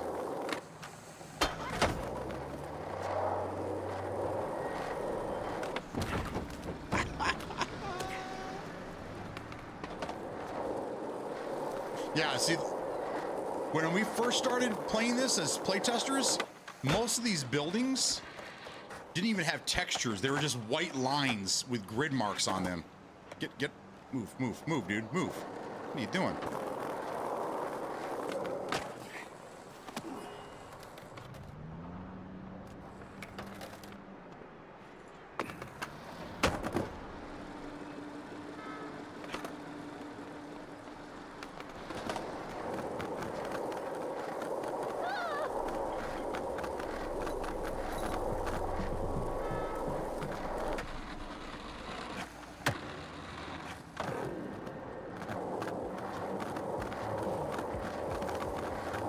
Yeah, this is way better.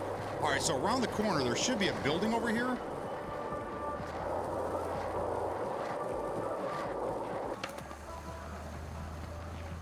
Oh, it's not there anymore. Okay, so there's this big building in the sky over here with a big skate park in it and a huge ramp that went down. This invert is really pissing me off. But yeah, it was like right here. Game looks really good though.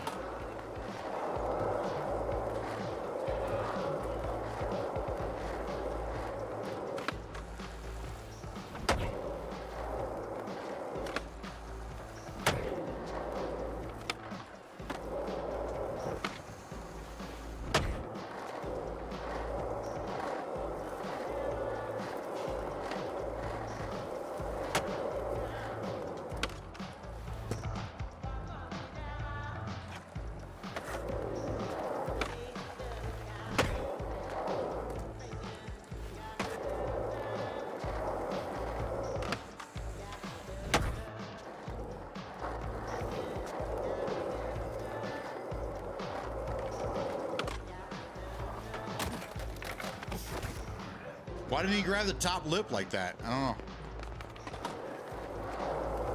I gotta get used to these controls.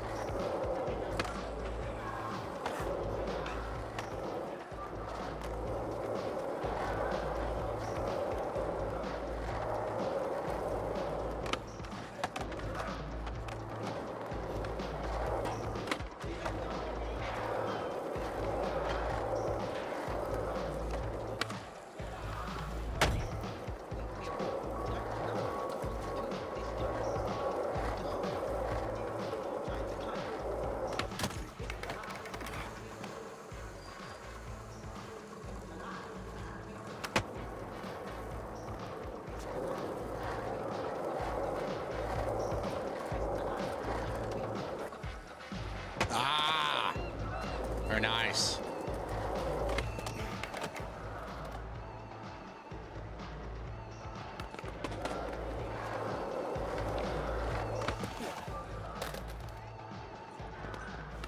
You gotta start your jump a lot earlier when you're doing the flick tricks.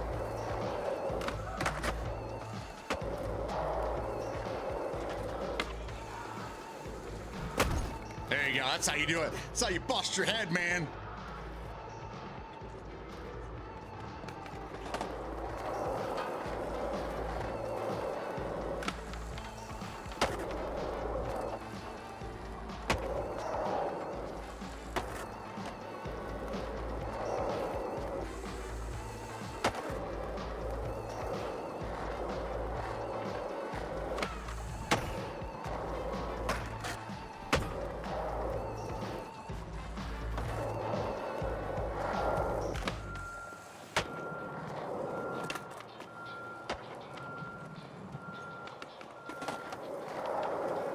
Red Hood Mafia.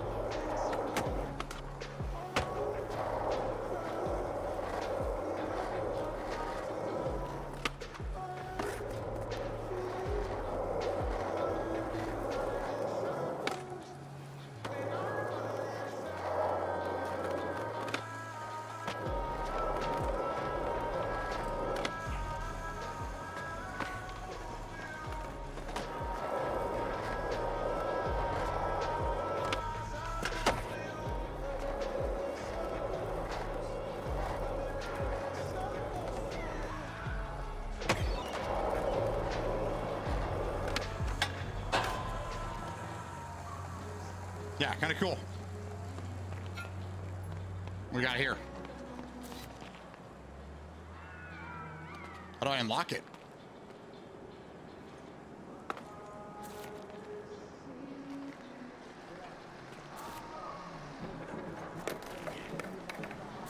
Oh, I have to level up.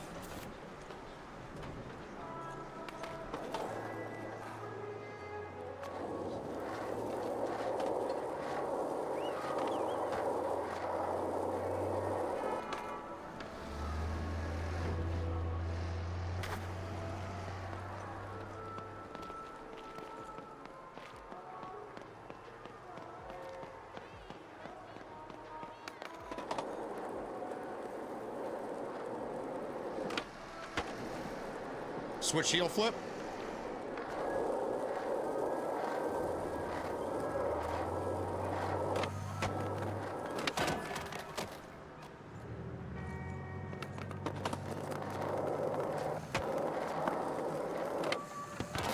Oh,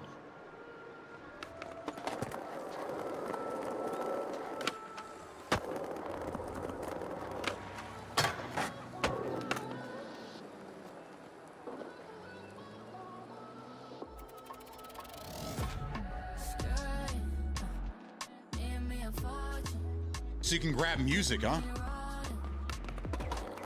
That's cool. There's a lot of shit to do here. It's cool. Can I go skitching? Can I hold onto the back of a car? That'd be awesome.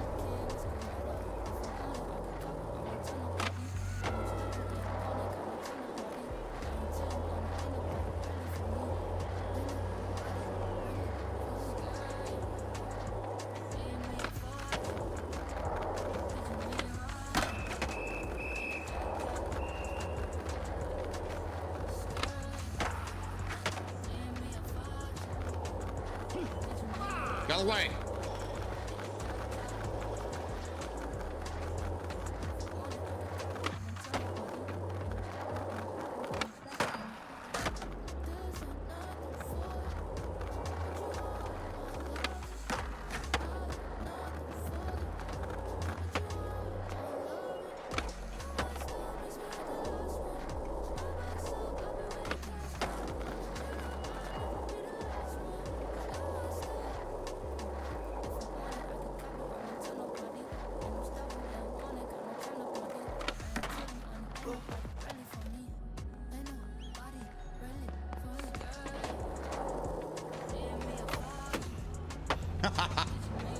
Oh, I want to get on the back of the thing and just ride it around. I wonder if I could put a ramp on that, like a vert, and then just while he's driving around, I'm in the back skating. Missed the lip.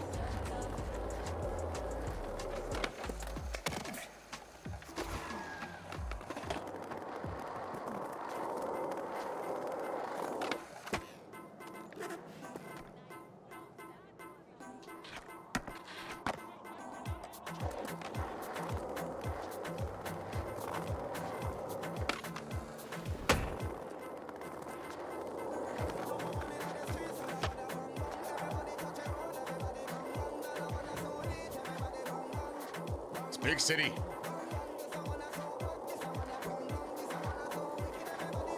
Yeah, this is really, really good compared to the last time I played this.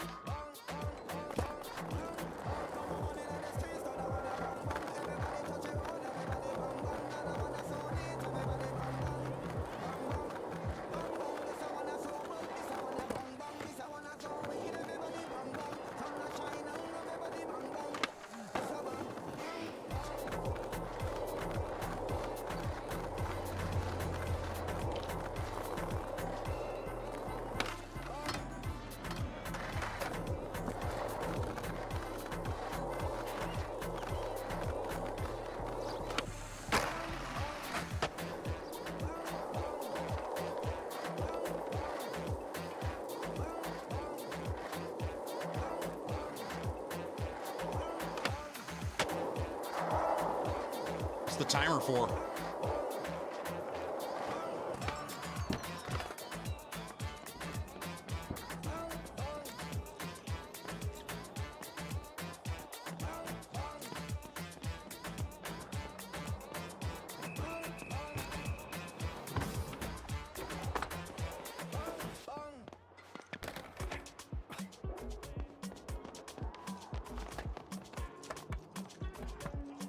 Parkour.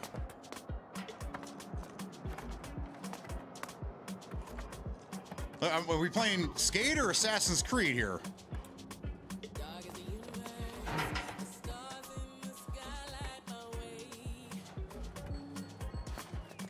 Ah!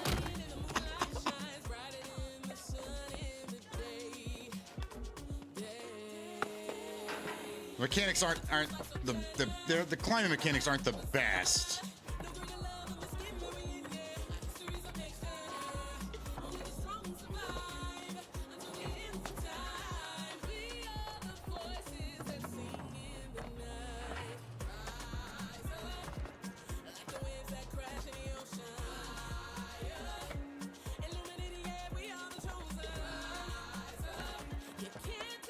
Is there a way to change the music?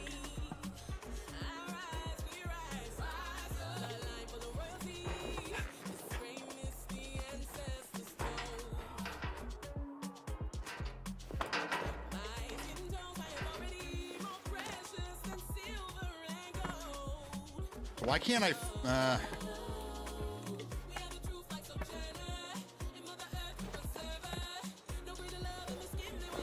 Yeah, the climbing mechanics kind of suck. Like, you can't move around, and then you can't climb. Yeah. It's alright, though. Maybe they'll probably fix that down the road. Not a bad idea, though.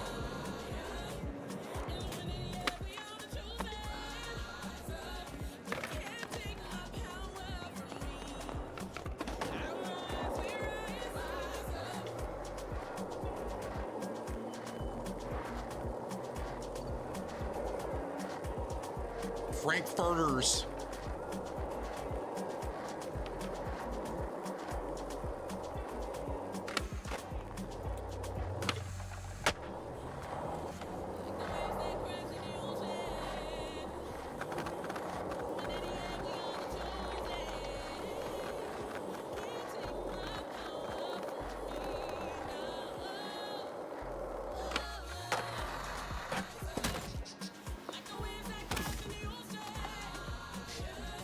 What kind of momentum was that?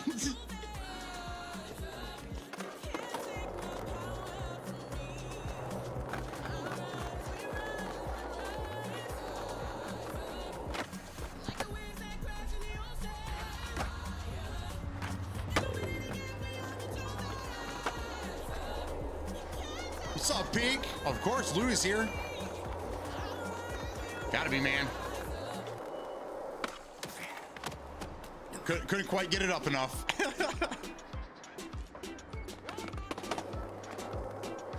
Sorry, guys, I'm getting old. Couldn't get it up.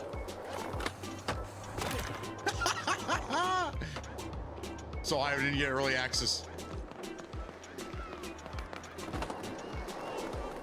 You saw you didn't get early access? Are you not interested in playing this? That's what she says quite a bit. But she promised she would never divorce me, so there we go.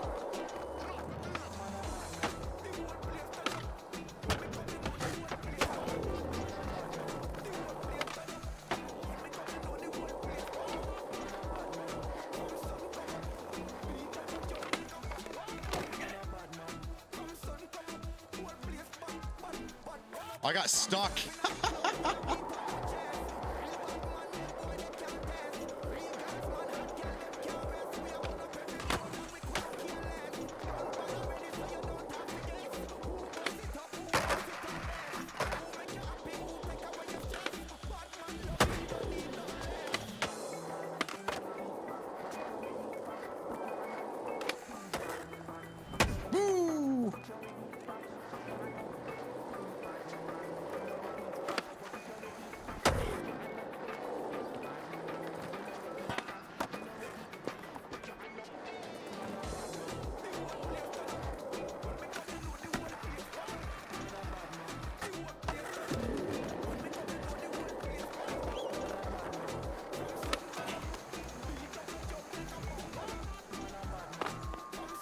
Are you gonna play this game when it comes out? You gonna try it?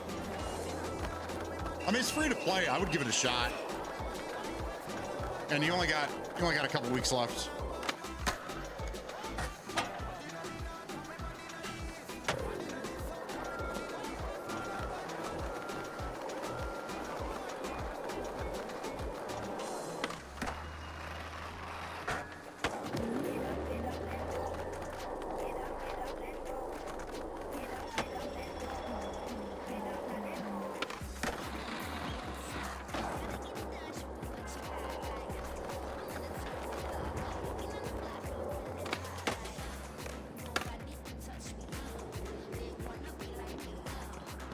Game is this?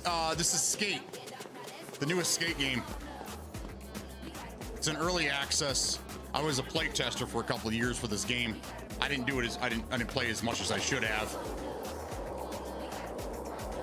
But it finally left the NDA. They lifted the NDA last week. The game comes out for everybody to free to play, early access on the 16th. So I figured while Lou was here and I didn't have anything else going on, we'll try a little Skate.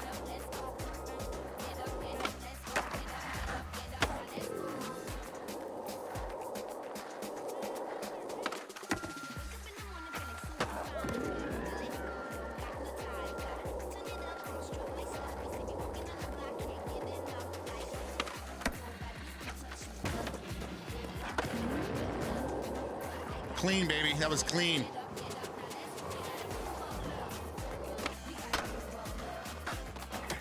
That was not clean.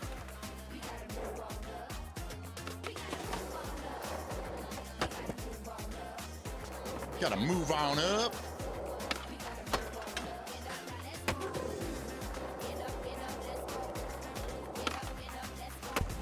Woo-hoo! Damn. Now turn, turn. He's stuck on the rail. Turn. Dude, what is this game fucking up? There you go. There you go. Get out of the way, girl.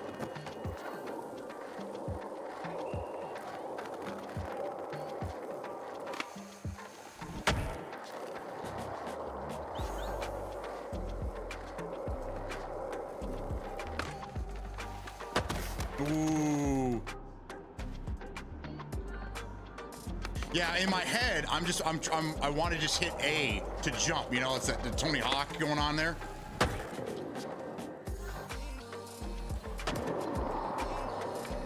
I just got to get back in the groove.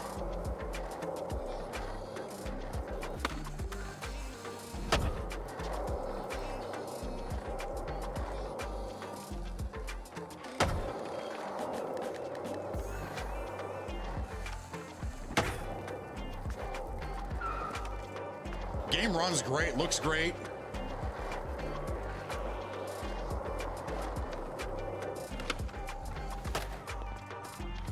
That would have been nice.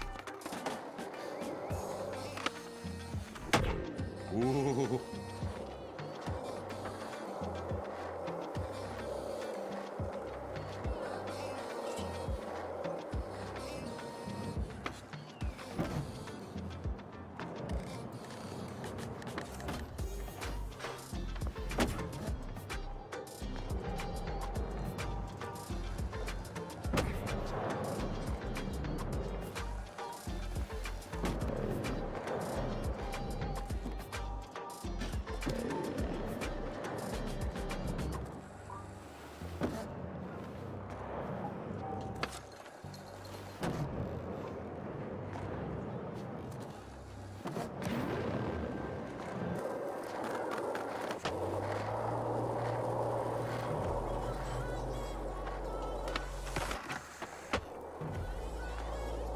Not bad, guys.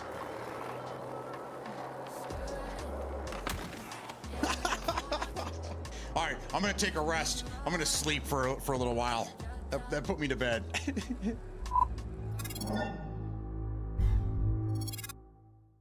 All right, so there you go, guys. That is that's the new Skate that's it's coming out on the 16th in early access. It is free to play. You can already buy things for the game if you're interested in new outfits and fucking skateboards, and I think it's a pretty fun game. I think it, especially free to play. I think there's gonna be a lot of people in here having a good time with it. So, I push quit. I push quit a lot.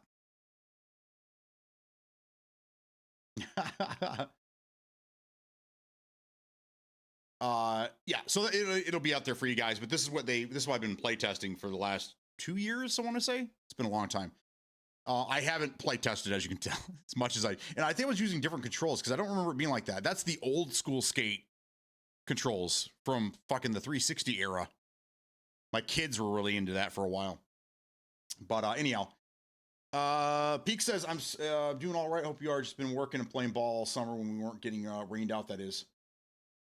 Yeah, I've been all over the place. Pretty soon I'll be, when the snow hits, I'll be stuck inside, and then I'll be playing games all the time. But right now I try to get outside as much as possible. It's starting to get cold again though, guys. It's only 64 degrees and windy right now. He was saying you push.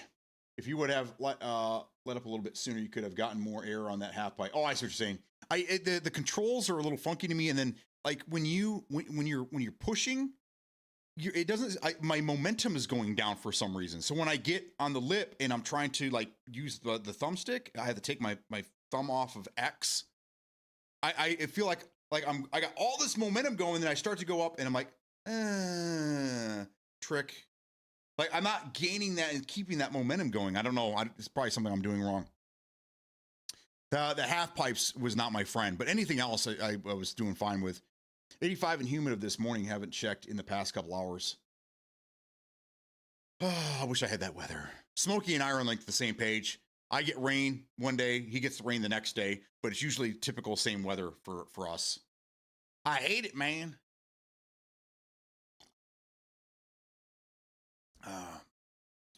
You could pump with the left stick. Okay, see that's my problem. I just need more time in there.